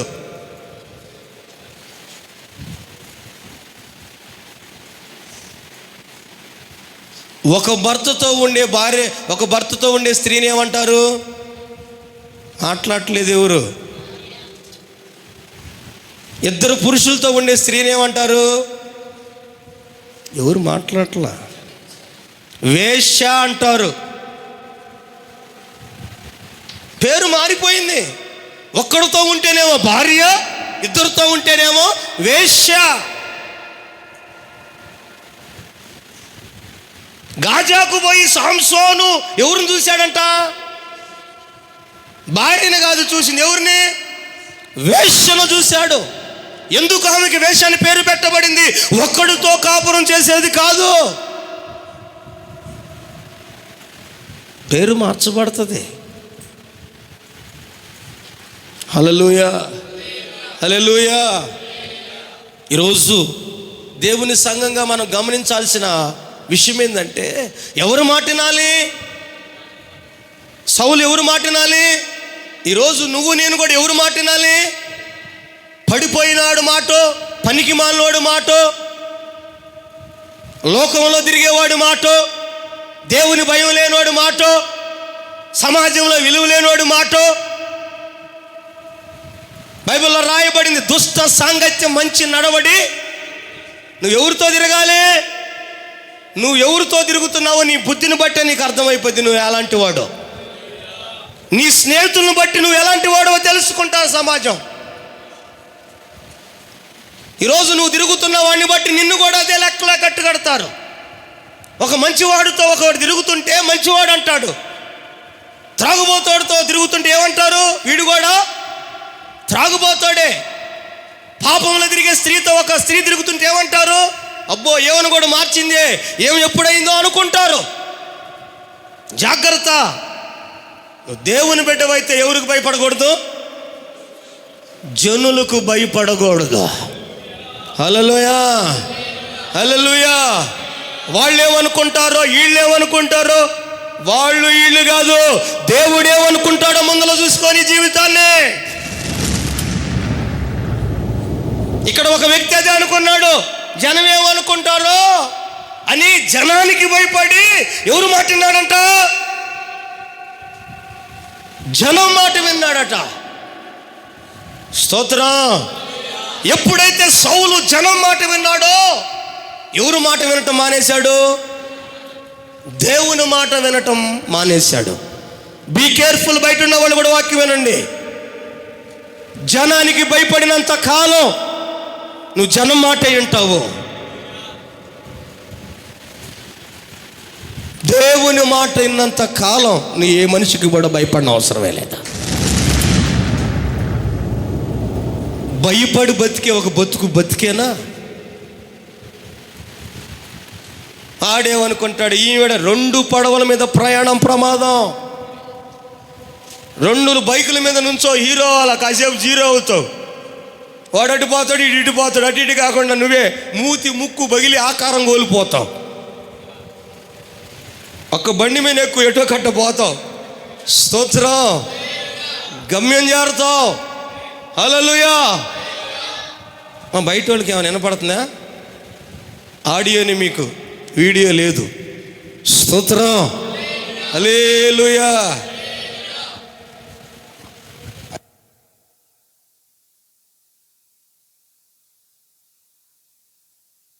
Praise the Lord. హల్లెలూయా, హల్లెలూయా.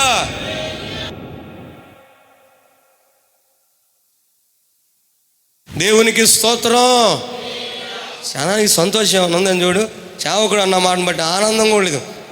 ఇంకా మూతి ముడుచుకొని ఉంటే అట్ట, ఇక్కడ తప్ప ఆనందం నీకు ఎక్కడ దొరకదు. హల్లెలూయా. కృప పొందుకుందుగాక, ప్రభావం మన మీదకి దిగి వచ్చునుగాక. దేవుని సన్నిధి మన మధ్య ఉంది. ఎవరికి భయపడాలండి? సౌలు. ఈరోజు మనం ఎవరికి భయపడాలి? మన కోసం ప్రాణం పెట్టాడు, రక్తం కార్చాడు, సిలువలో బలైపోయాడు. పరలోకంలో ఒక స్థానాన్ని, ఒక ఇంటిని కడుతున్నాడు మన కోసం. ఎవడు కడుతున్నాడు ఇంటిని పరలోకంలో మన కోసం? యేసయ్య. మరి ఆయన మాట వినొద్దా? ఆయన మాట ఎందుకంటావు నువ్వు? జనాన్ని చూస్తే భయం నీకు. నువ్వు జనాన్ని చూసి భయపడినంత కాలం నీకు ఎవరి మాట వినే మనసు ఉండదో. దేవుని మాట వినకపోవటమే పాపం. స్తోత్రం. హల్లెలూయా, హల్లెలూయా. ఒకరోజు అంటాడు, విను జాగ్రత్తగా, వినపడుతుంది బయట వాళ్ళకి. ఒకరోజు ఏలి అంటాడు, ఎందుకు ఎన్నాళ్ళు రెండు మనుషుల మధ్య ఉంటారు, ఉంటే ఇటు ఉండండిరా, లేకపోతే అటు ఉండండిరా, ఎటో తెలుసుకోండిరా అంటాడు. స్తోత్రం. చివరికి తెలుసుకొని దేవుని ప్రజల పక్షానే వచ్చి నిలబడ్డారు. కొట్టు చాపట్ల.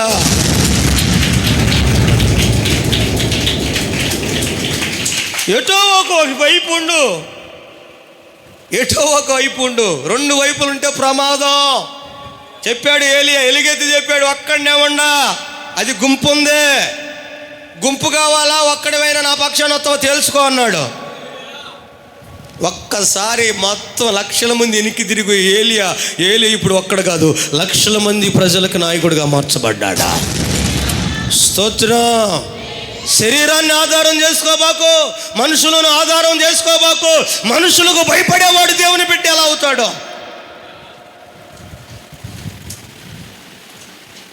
గొల్లియాత కేకలేస్తుంటే భయపట్ల రోషం వస్తుంది. ఎవరు బిడ్డ దావీదు? దేవుని బిడ్డ. ఈ మనుషుల మాట వినేవాడు మాత్రం గొడగొడ వణుకుతుండంట. స్తోత్రం. మనుషుల మాటలు పక్కన పెట్టి దేవుని మాటకి హృదయంలో స్థానమే, భయం పారిపోతుంది. దేవుని మాట అంటూ నేర్చుకున్నాడు దావీదు. గొల్లియాత ఆకారాన్ని చూడటల్లా, గొల్లియాత గాడి యొక్క బలాన్ని చూడటల్లా. ఎవరు బిడ్డ? ఎదుటోడు ఎంత తోడైనా వాడి బలం ఎంత, వాడి హైట్ ఎంత, వాడి కెపాసిటీ ఎంత. ఇక్కడ దేవుని బిడ్డ. ఏందండి వాడు జోలిబారు, వాడు అట్లా కేకలేస్తాడు, వాడిని ధనరంటే వాడిని చూసావా ఎంత ఎత్తుందో అంటున్నాడు. దేవుని మనుషులు మాట వినేవాడు. దావీదు వాడి హైట్ను చూడటలా. దావీదు ఎవరు మాట వినేవాడు? దేవుని మాట వినేవాడు. కాబట్టి గొల్లియాతు హైట్ని, బలాన్ని, వాడి కత్తిని, వాడి డాలుని, వాడి వస్తువులు దేన్ని చూడటలా, యేసునే చూస్తున్నాడు. సైనికులు ఏందిరా పారేంద్ర ఎంతమంది ఉన్నారు, వాడు ఒక్కడికి ఏకలేస్తాడు, ఒక్కడు లేడంటే ఏందిరా వాడు ఎత్తి చూసావు ఎంత ఎత్తున్నాడో, వాడికి ఏకేస్తుండే చూడు ఎంత దూరం వినపడుతుందో, వాడి మీదకి మేమో పోయేది. నన్ను పంపిండ్రా, నన్ను పంపిండ్రా. స్తోత్రం. యుద్ధము చేయనవాడు యుద్ధము చూడాలని వచ్చినాడు, యుద్ధం చేస్తానని పంపిండి అంటున్నాడు.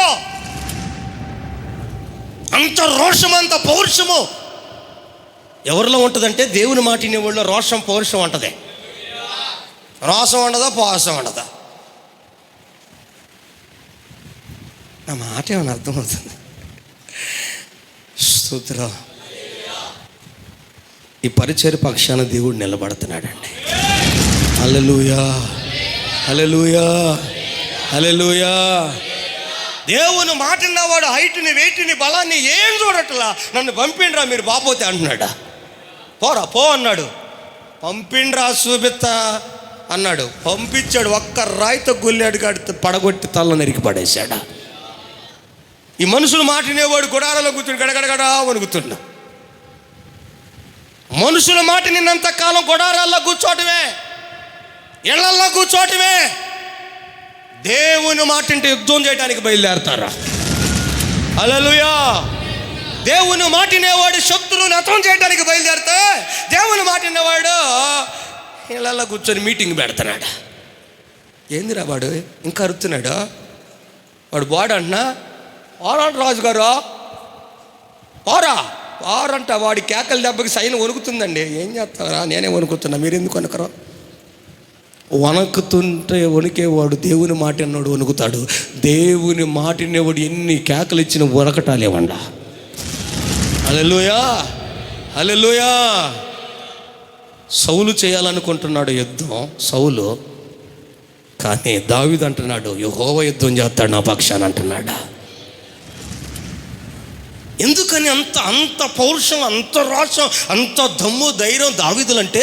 దావీదు దేవుని మాట వినేవాడా. నేను అంటున్నాడు జనం మాట వినేవాడు అంటున్నాడు. ఆయన చెప్తుండు, చెప్పాడు లేదా? నేను జనానికి భయపడి జనం మాటిని పాపం చేస్తాను. జనం మాటను వాడటం కాదు. నేను దేవుని మాటినంతకాలం మనం పౌరుషంగానే ఉంటామండి. నువ్వు ఎప్పుడైతే జనం మాట అంటావో, నీరసి వెళ్ళిపోయి సచ్చిన కుక్క అయిపోతా. అదే దేవుని మాట అంటే సింహం లాగా ఉంటావు అన్నవా. హల్లెలూయా, హల్లెలూయా, హల్లెలూయా. ఈ ఉదయకాలమైన వాక్యం వింటున్నాను దేవుని బిడ్డలారా. ఏ మనిషి మాట వింటున్నావు నువ్వు? ఎవరి మాట వింటున్నావు నువ్వు? ఎవరి మాటకి చెవు కూసుకొని కూర్చుంటున్నావు? ఎవరి మాటను వింటున్నావు? దయచేసి ఈ ఉదయకాలమున దేవుని కృపను పొందుకుందాముగాక. ఆమేన్, ఆమేన్. సౌలు అంటున్నాడు, నేను జనానికి భయపడ్డా, జనం మాటిన్నా, అందుకే నేను యెహోవాకు విరోధమైన పాపము చేశాను. గుర్తుపెట్టుకోండి, ఈ ఉదయకాలమున రెండవ పాపం మీ మధ్యకు నేను తీసుకొస్తున్నా. జనానికి భయపడినంత కాలం నువ్వు ఎవరి మాట వినలేవు, దేవుని మాట వినలేవు. జనం మాటినంత కాలం నీ శత్రువును నువ్వు చంపలేవు. జనం మాటినంతకాలం నీ ఎదుట నిలబడి నీ శత్రువు నువ్వేం చేయలేవు. శత్రువును చంపలేకపోగా శత్రువుతో కలిసిపోతావు. సౌలు చంపగలిగాడా? సౌలు చెబుతున్నాడు, నేను జనం మాటినేవాడిని, జనానికి భయపడేవాడిని. జనం మాటినేవాడు, జనానికి భయపడేవాడు తన ఎదుట నిలబడిన తన శత్రువును చంపలేడు. ఒకవేళ నువ్వు జనం మాటినే దానివో, జనం మాటినేవాడువో అయితే, జనానికి భయపడేవాళ్ళు అయితే మీ శత్రువుని మీరు చంపలేరు. దేవుని మాటినే ఓడే శత్రువుని చంపగలుగుతాడా? దావీదు మాత్రమే శత్రువుని చంపాడు, సౌలు చంపలేకపోయాడా? స్తోత్రం, హల్లెలూయా. ఈరోజు నీ హృదయాన్ని పరిశీలన చేసుకో, నీ ఆత్మీయ జీవితాన్ని చూసుకో. నీ హృదయంతరంగం ఎవరి మాట వినే స్థితిలో ఉంది? రెండవ పాపం ఏందంటే దేవుని మాట వినకుండా మనుషులకు భయపడి మనుషులు మాట వినటమే పాపం. దేవునికి మహిమ కలుగునుగాక. ఆమేన్. దేవుని మాట విన్నంత కాలం ప్రజలందరూ గుడారాల్లోనే ఉంటారు, సొంత ఇళ్లలోనే ఉంటారు, జనాల మధ్య ఉంటారు, దేవుని దగ్గరకు రారు. ఈరోజు చాలామంది ఇళ్లలో కూర్చొని టీవీలు చుట్టలా, మోసం తెచ్చుకొని ఏపుడు చేసుకుని ముక్కలు తింటా కూర్చొని టీవీలు చుట్టలా. ఎందుకని? వాళ్ళు ఆదివారం దేవుని సన్నిధి జరుగుతున్న ఇళ్ళకాడే కూర్చొని మందిరానికి రావట్లేదంటే వాళ్ళు ఎవరు మాట వినేవాళ్ళు కాదు, వాళ్ళు శత్రువుల్ని చంపేవాళ్ళు కూడా కాదు. శత్రువే వాళ్ళని రోజుకు తుత్తు నీళ్ళుగా నరుగుతుంది వాళ్ళని. ఈరోజు గుర్తుపెట్టుకో, దేవుని మాట వినేవాడు యుద్ధం చేయడానికి బయలుదేరతాడు, దేవుని మాట వినేవాడు శత్రువుకు భయపడడు, దేవుని మాట వినేవాడు శత్రువు ఆలోచనలన్నీ లయపరుస్తాడు, విజయముతో నిలబడతాడా. హల్లెలూయా. ఇలాంటి వాడి జీవితం చేయగలుగుతాడా? ఈరోజు ఈ వాక్యం వింటున్న నీవు మనుషులకు భయపడుతున్నావా? స్తోత్రం, హల్లెలూయా. నేనైనా నువ్వైనా మన ఎవరమైనా మనుషులకు భయపడి మనుషుల మాటినంత కాలం మన శత్రువు మన మీద పై చేయగానే ఉంటాడా? మన శత్రువు ఏందిరా అంటానే ఉంటాడు మన వలనే. ఎప్పుడు దేవుని మాట వింటామో, ఆత్మను పొందుకుంటామో, వాడి మీద యుద్ధానికి వెళ్ళి వాడి ఆలోచనలన్నీ ఏం చేస్తాం? లయపరుస్తాం. హల్లెలూయా. కనుక నీ శత్రువు నీ జీవితంలో ఇంకా నిలిచే ఉన్నాడా? చంపివేసి గెలిచిన స్థితిలో నువ్వు ఉన్నావా? అలా ఉన్నట్లయితే నువ్వు దేవుని మాట నీ జీవితం నీలో ఉన్నట్టు లెక్క. అలా గనుక నువ్వు లేకపోతే మనుషులు మాట వింటున్నావని, మనుషులకు భయపడుతున్నావని గుర్తిరుగుదముగాక. ఆమేన్. ఎప్పుడైతే మనుషుల మాట విన్నాడో, దేవుని మాట వినకుండా మానుకున్నాడో, శత్రువుని గెలవలేకపోయాడు. చివరికి ఏం కోల్పోయాడు? సింహాసనాన్ని శత్రువుని గెలిస్తేనే సింహాసనం పరలోకంలో. ప్రభు అంటాడు, జయించిన వాడిని నాతో పాటు ఆ సింహాసనం మీద కూర్చొని, ఓడిపోయిన వాడిని సింహాసనం మీద కూర్చోబెడతాడా? ఈరోజు సౌలు ఓడిపోయాడు. ఎందుకు ఓడిపోయాడు సౌలు అంటే, దేవుని మాటనంతకాలం గెలుస్తూనే ఉన్నాడు సౌలు. మనుషుల మాట ఎప్పుడైతే విన్నాడో, మనుషులకు ఎప్పుడైతే భయపడటం నేర్చుకున్నాడో, ఓడిపోవటమే కాదు సింహాసనాన్ని కూడా ఏం చేశాడు? పోగొట్టుకున్నాడు. ఈరోజు నీకు సింహాసనం కావాలా? నీ శత్రువు నువ్వు గెలవాలా? అయితే గుర్తుపెట్టుకో, ఏ మనిషి మాట నువ్వు వినొద్దు, ఎవడికి కూడా నువ్వు భయపడొద్దా. బైబిల్లో రాయబడిన మాట ఏందో తెలుసా? నీ శరీరాన్ని చంపేవాడు కాదు నువ్వు భయపడాల్సిందే, నీ ఆత్మను చంపేవాడు ఒకడున్నాడు, ఆయనకు మాత్రమే నువ్వు భయపడాలి. హల్లెలూయా. ఎవరైనా నిత్యము నరకంలో పాడవేయగలిగిన శక్తిమంతుడు ఎవరు? యేసు ప్రభువారు. ఆయనకు మాత్రమే నువ్వు నేను భయపడాలి. ఆయనకు భయపడటం నేర్చుకో, సర్వ సమాజం నీకు భయపడటం నేర్చుకుంటుంది.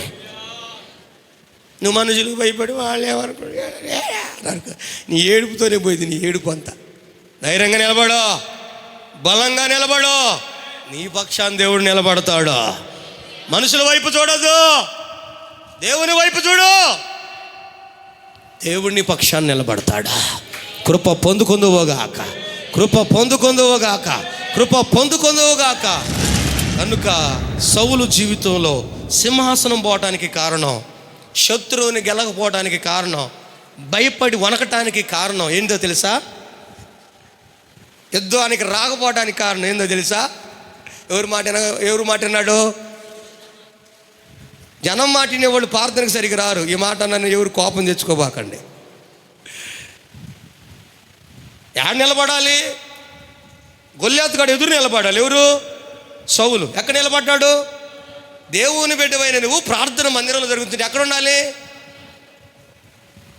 ప్రార్థనలో ఉండాలి. మరి ఎక్కడున్నావు? ఎందుకున్నావు ఆ గుడారంలో? ఎందుకున్నావు ఆ మనుషుల దగ్గర? అంటే ఎవరు మాట వింటావు నువ్వు? శనివారం ఉపవాస ప్రార్థన జరుగుతుంటే కేకలేసి ప్రార్థన చేసి ఏడుతుంటే ఆమె ప్రార్థన పోవాలంటే మాటిడి కూడా ఉందిలే అమ్మో, మాటిడి పోదు కానిలే అమ్మో, తెగ ప్రార్థన చేసే కత్త బయలుదే అనగలే. అంతేనంటవా? అంతే, అయిపోయా, చుస్సుమన్నే అయిపోయా. మాటిడి బయలుదేరి వచ్చి 4 మాటలు చెప్పగలుగుతా, నిన్నేమో తనేనట్టు అనిపించా. ఎందుకు నీకు? స్తోత్రం, హల్లెలూయా. అర్థం చేసుకోండి. వాణిలే ఆడకన్ను పోయావు, బిజీ. అసలు నీవు జగన్ మీకోసం వెయిట్ చేస్తుంటే పలకరించడానికి పోయావంటే తప్పు లేదు. నువ్వు ఇంటికి ఆడ కూర్చొని ఎవరు మాట వింటున్నావు? శనివారం ఎలా కాడ ఉన్నావు? చేతులు ఎత్తండి. 1 2 3 4 అర్థంగా ఎత్తలే, తప్పులేదు. చూడు మరి, నేను చేస్తే నా మీద కోపడుతుంటారు కదా, చేతులు వాళ్ళు ఎత్తి నేనే అంటున్నారు. ఎవరు మాట విన్నారు? వీళ్ళు మనుషులు మాట వినేవాళ్ళు. అదే జనం మాట వినేవాళ్ళు అయితే ఉంటారా? ఏందిరా వాడి కేకలేస్తుంటే నేను గుడారంలో ఏందిరా? బయటికి రావాలా? సౌలు లోపల ఉండాలా? వచ్చాడు దేవుని మాట వినేవాడు, చూస్తే గుడారంలో అనుకుతుంది. అబ్బో నన్ను పంపి అంటున్నాడు. స్తోత్రం. ఈ ఉదయకాలం ఒకే ఒక శ్రేష్టమైన మాట, నీ సింహాసాన్ని నువ్వు పోగొట్టుకుని ఉండాలి అంటే, నీ శత్రువుని నువ్వు హతం చేయాలనుకుంటే, రేపు పరలోకంలో యేసయ్య సింహాసనం మీద కూర్చోవాలనుకుంటే, ఏ పాపము నీలో ఉండకుండా ఉండాలి అనుకుంటే, జనానికి భయపడటం పక్కన పెట్టు, జనం మాట వినటం పక్కన పెట్టు. సౌలు చెబుతున్నాడు క్లియర్గా, నేను జనం మాట విన్నా, నేను జనానికి భయపడ్డా, అందుకే నేను యెహోవా మాట వినట్లేదు. ఈరోజు ఒక్కటే గుర్తుపెట్టుకోండి, ఎవడు దేవుని మాట వింటలేదంటే వాడి జీవితంలో ఉన్న మరొక అనుభవం ఏంటంటే, వాడు మనుషుల మాట వినేవాడు. మనుషుల మాటలు వినే వ్యక్తి ఎవరు దేవుని మాట వినరో, మనుషుల మాటలు వినకుండా ఉండే వ్యక్తి మాత్రమే దేవుని మాట వింటాడు. ఈరోజు నువ్వు ఏ గుంపో తెలుసుకో. ఏ గుంపులో నీ ఉందువో యోచించుకో ఓ క్రైస్తవా. న్యాయాధిపతి అయిన దేవుడు నిన్ను తీర్పు తీర్చే వేళలో ఏ గుంపులో నీ ఉందువో యోచించుకో ఓ క్రైస్తవా. న్యాయాధిపతి అయి దేవుడు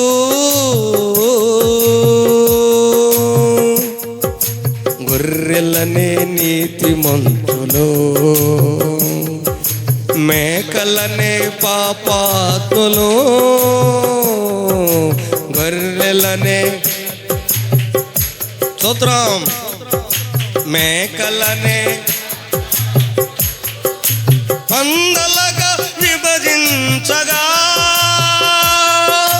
మందలుగా ఏ వైపున నీవు నిలచుందువో, ఏ వైపున నీవు నిలచుందువో, యేసుడు నిన్నడిగిన ఏ మందువో అని, యేసుడు నిన్నడిగిన ఏ మందువో, న్యాయాధిపతి అయిన దేవుడు. హల్లెలూయా. అన్ని వచనాలు కలిపి ఒక వచనంలో పాడినా పాట అయిపోయింది. దేవునికి స్తోత్రం. ఆశ గారు ఇది ఈ వచనం లేదు ఆ వచనం లేదండి, నువ్వు వచనం తీసుకొచ్చి నాకు ఇస్తే కానీ నేను పాడటానికి. హల్లెలూయా. ఏదైతే పాట సంపూర్ణమైందిగా, దేవునికి మహిమ కలుగును గాక. ఆమేన్. వస్తుంది క్రీస్తు యేసు ప్రభు రెండవ రాకడ వస్తుంది.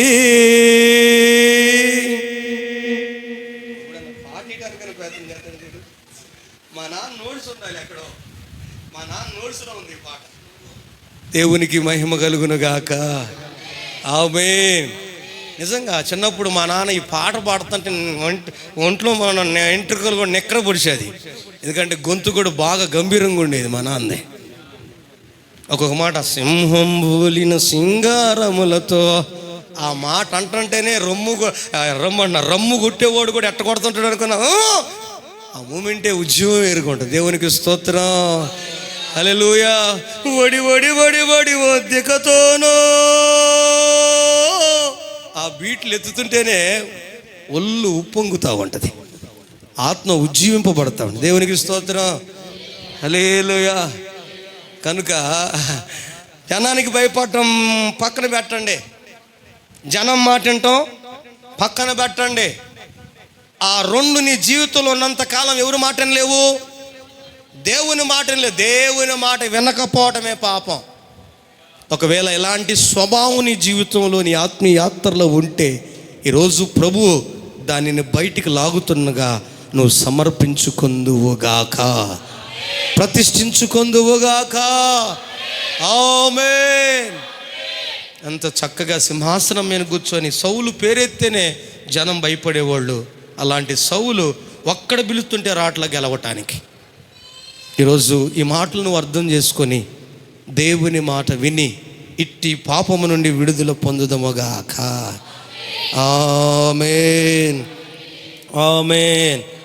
కనుక ఇతరులు పాపములో ఉన్నప్పుడు వారి కోసం మనం ప్రార్థన చేయకపోవటమే పాపం. రెండోది, జనానికి భయపడి జనం మాట వినటం వల్ల ఎవరి మాట వినలేము, దేవుని మాట వినకపోతే సింహాసనాన్ని అధికారాన్ని కోల్పోవటమే గాక శత్రువుని గెలవలేక శత్రువు అంటే భయపడతాం. దేవునికి స్తోత్రం. ఇలాంటి పాపము మనలో లేకుండా పారిపోవునుగాక. ఆమేన్. మొదటి దినవృత్తాంతాల గ్రంథము 21వ అధ్యాయము 8వ వచనాన్ని ఒకసారి మనం చదవగలిగితే,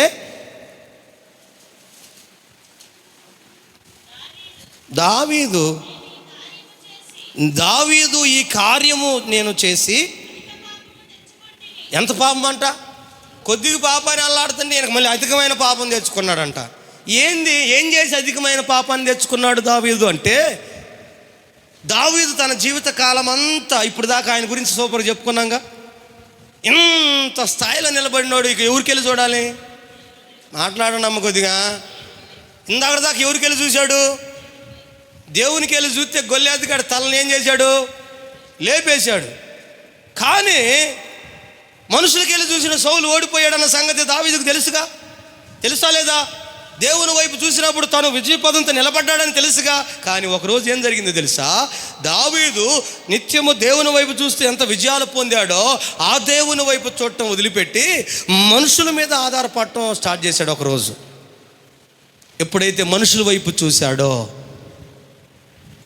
శరీరుల వైపు చూశాడో, వెంటనే ఆ ఇశ్రాయేలు పాళెం మీదకి తెగులొచ్చి 70,000 మంది చచ్చిపోయారా?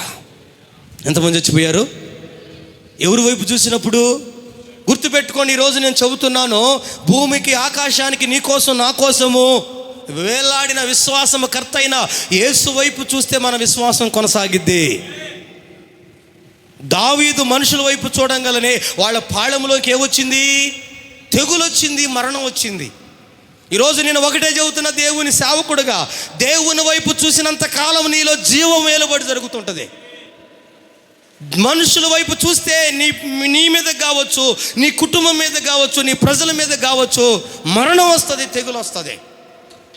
దావీదు దేవుని వైపు చూసినంత కాలము ఏ తెగులు వారి మీదకి రాలేదు, ఏ మరణం వారి మీదకి రాలేదు. ఎప్పుడైతే దేవుని వైపు ఉన్న చూపు మనుషుల వైపు తిరిగిందో వారి మీదకి ఏమొచ్చింది? మరణం వచ్చింది, తెగులు వచ్చింది. ఈరోజు ఒకటే గుర్తుపెట్టుకో, మనుషుల వైపు చూడటం కూడా పాపమే.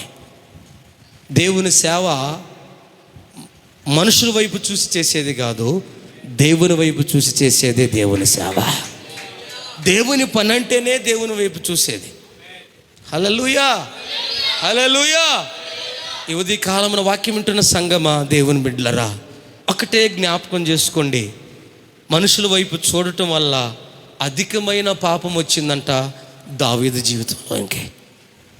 ఎవరికెళ్ళి చూడబాకో, ఉన్న పాపం చాలకి ఇంకా కుప్ప పెట్టుకోబాకో. జనంకి వెళ్ళి చూస్తే పాపం ఎక్కువైపోద్ది నీ జీవితంలో. అందుకే దావీదు క్లీన్గా అంటాడు, అధికమైన పాపం వచ్చింది. మూడవది నేను చెబుతున్నాను, ఒకటి పాపంలో ఉన్న వారి కోసం ప్రార్థన చేయకపోవటమే పాపం. 2, జనానికి భయపడి జనం మాట వింట దేవుని మాట వినకపోవటమే పాపం. 3, విజయాన్నిచ్చి రక్షించి విజయ పదంలో నడిపించే దేవుని వైపు చూడకుండా మనుషుల వైపు చూడటమే పాపం. ఈరోజు ఒకవేళ నువ్వు దేవుని వైపు వదిలిపెట్టి మనుషుల వైపు ఏ విషయంలో చూస్తున్నావో ఈరోజే దాని నుండి నువ్వు బయటపడదువుగాక. ఆమేన్. ఆ పాపం కూడా కొద్ది పాపమా? అధికమైన పాపం వచ్చిందంట దావీదు తన జీవితంలోనికి. ఒప్పుకుంటున్నాడు. ఈరోజు గుర్తుపెట్టుకో సంగమా, దేవుని బిడ్డలారా, మనుషుల వైపు చూడటం మానుకొని దేవుని వైపు, విశ్వాసమునకు కర్త అయిన, భూమికి నీ కోసం నా కోసం ఆకాశాన్ని మధ్య ఎలాడబడుతున్న ఆయన, విశ్వాసానికి కర్త, ఆయన వైపు మాత్రమే చూస్తూ మన విశ్వాసాన్ని కొనసాగించుకుంటూ జయ జీవితము చేయుదముగాక. ఆమేన్, ఆమేన్. ఏ మనిషి వైపు మీరు చూడొద్దు దయచేసి. చూస్తే అది నీకు ఎలా అయ్యిద్ది? నీ జీవితంలో అధికమైన పాపమైద్ది. అధికమైన పాపం కావాలా? ఏ పాపం లేకుండా పరలోకానికి వెళ్ళాలా? ఎవరి వైపు చూడాలి ఇప్పుడు? యేసు వైపు చూసే ఒక నేత్రాలు దేవుడు ఒక్కొక్కరికి అనుగ్రహించునుగాక.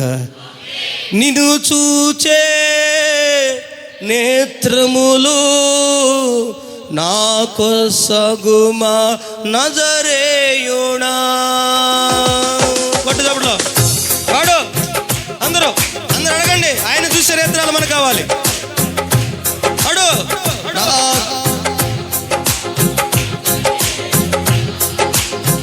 నాకొసగుమా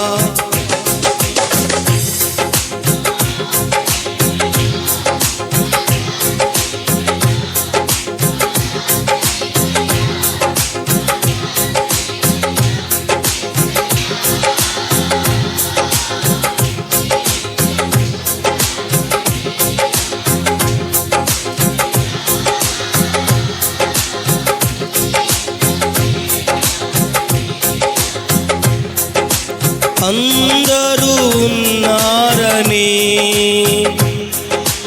అందరూ నావారని, అందరూ ఉన్నారని, అందరూ నావారని తలచితిని, భ్రమచితిని, చివరికి ఒంటరి నేనైతిని.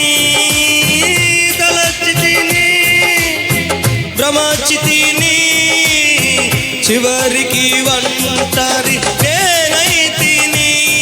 నా గానము నీవయ్యా, నా దానము నీవయ్యా, నా ప్రాణము నీవయ్యా, నా సర్వము నీవయ్యా. యేసయ్యా నిన్ను చూడాలనే ఆశ, యేసయ్యా నిన్ను చేరాలనే ఆశ. ఎవరు ఉన్నారు నాకు ఈ లోకములో, ఎవరు ఉంటారు తోడు నా జీవితమందు. ఇమ్మానుయేలైనా నా దైవము నీవేగా, ఇమ్మానుయేలైనా నా దైవము నీవేగా. యేసయ్యా నిన్ను మెస్సయ్యా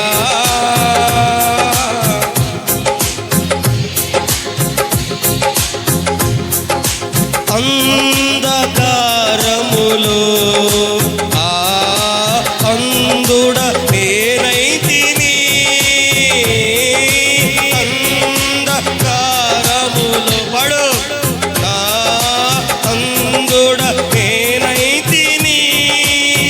నిన్ను చూచే నేత్రములు నా కొసగుమా నజరేయుడా.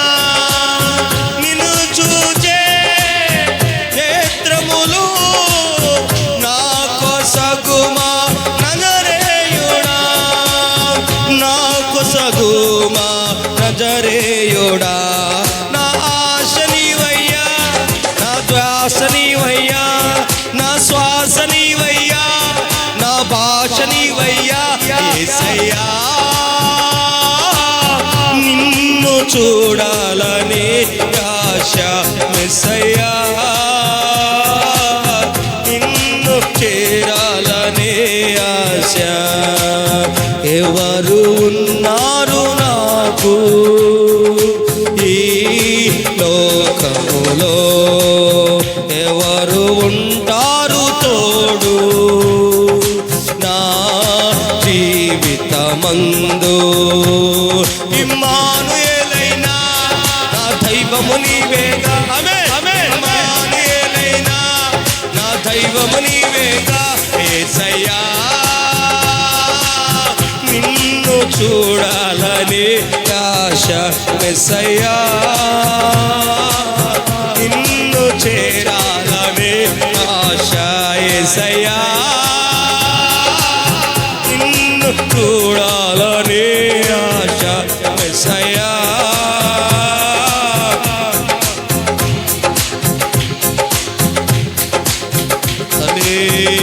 హల్లెలూయా.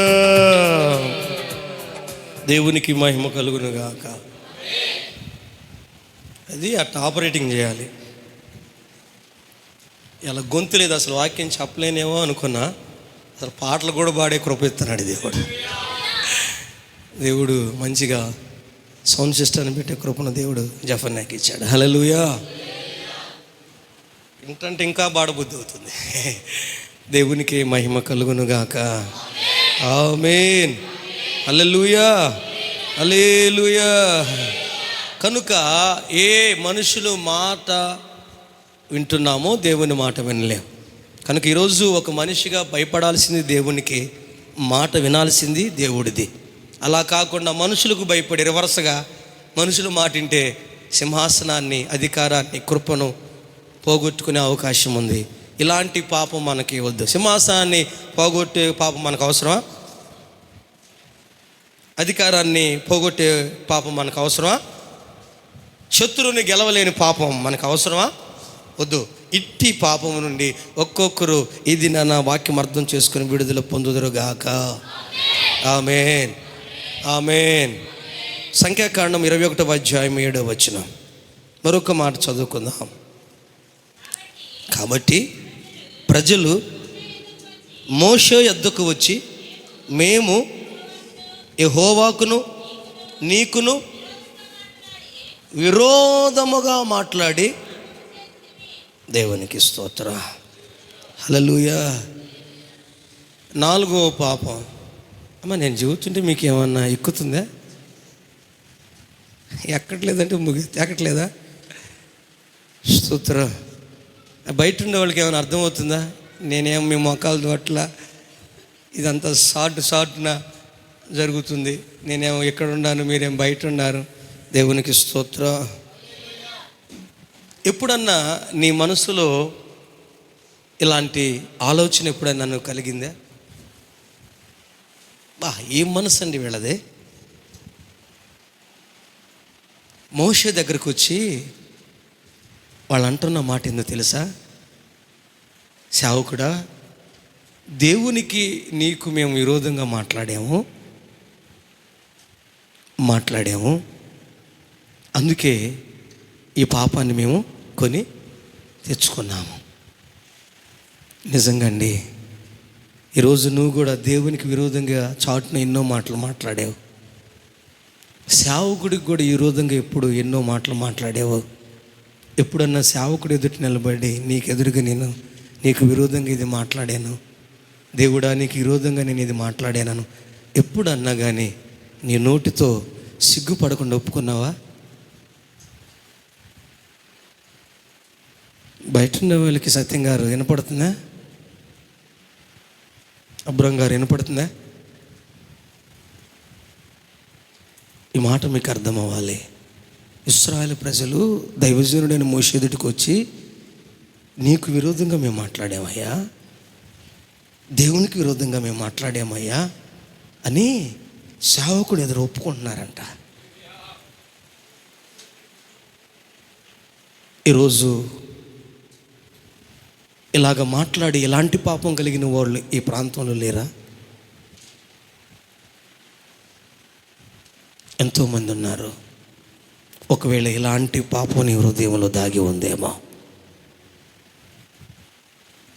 దైవ సేవకుని దేవుని వ్యతిరేకంగా చాటున ఎవరెవరో దగ్గర గొప్ప కోసమో పేరు కోసమో నీ తప్పుని కప్పుపుచ్చుకోవటానికి, నీ పాపాన్ని దాచుకోవటానికి, నీలో ఉన్న బలహీనత వారికి తెలియకుండా ఉన్నట్లుగా అన్యాయంగా వ్యతిరేకంగా నోరు విప్పి మాట్లాడిన స్వరము నీలో లేదా? మనస్సు నీలో లేదా? పైకి సేవకుడి కాడ నవ్వుతా పలకరిస్తా చాటున ఎన్ని మాటలు నువ్వు ఉచ్చరించావు? పైకేమో మా సేవకుడు సూపర్ డూపర్ అని చెప్పుకుంటా, మా దేవుడు గొప్పవాడా అని చెప్పుకుంటా, కొద్దిగా పాట ఇగిపోతేనే, లేకపోతే కొద్దిగా ఏదైనా ఛాన్స్ ఇగిపోతేనే, కొద్దిగా ఏదైనా అవకాశం ఇగిపోతేనే ఎన్నోసార్లు నువ్వు మాట్లాడలేదా? సత్యం కాదా ఇది? సత్యము బయలుపరచబడినప్పుడల్లా నీ మనసు మారిద్దేమని దేవుడు ఎదురు చూస్తున్నాడు. కనీసం చూసావా ఎంత క్షుణ్ణంగా ఈ విషయాన్ని ప్రభు మన మధ్యకి తెచ్చాడు. ఇది ఎవరికి తెలియదులే, నీకే తెలుసులే అని నువ్వు మెదలకుండా నువ్వు దాచుకొని ఉన్నావు. కానీ అన్నాడు, నీలో ఉన్న దాచి ఉన్న దాన్ని బయటికి తీస్తున్నాడు. ఇప్పుడు నువ్వు ఇలా మాట్లాడావు, నువ్వు ఇలా పలికావు. పలికింది ఎవరి దగ్గర? పరిశుద్ధుల దగ్గర, మారు మనసు లేని వాళ్ళ దగ్గర, దేవుని భయం లేని వారి దగ్గర, రక్షణ అంటే ఏందో తెలియని వారి దగ్గర, పరిశుద్ధాత్మ నడిపింపు అంటే ఏందో తెలియని వారి దగ్గర, సంఘం అంటే ఏందో తెలియని వాళ్ళ దగ్గర నీవు విరోధంగా మాట్లాడలేదా? నీ స్వరం విప్పి గొప్పగా హీరోలాగా నువ్వు ఉచ్చరించలేదా? దానిని ఆనాడు చూసిన దేవుడు ఈరోజు నీతో మాట్లాడుతున్నాడు. పేరు పెట్టి లేపితే ఎంతమంది లెగుస్తారు మీలా? చీటీ వేస్తే నీ పేరు వచ్చినప్పుడు ఒప్పుకుంటావా? ఆ కాన్లాగా వాక్యము బయలుపరచబడుతున్నప్పుడే సరి చేసుకోగలిగితే మరణము నీ మీద నుండి తొలగిపోతుంది, శాపము ఉగ్రత నీ మీద నుండి తప్పించబడుతుంది.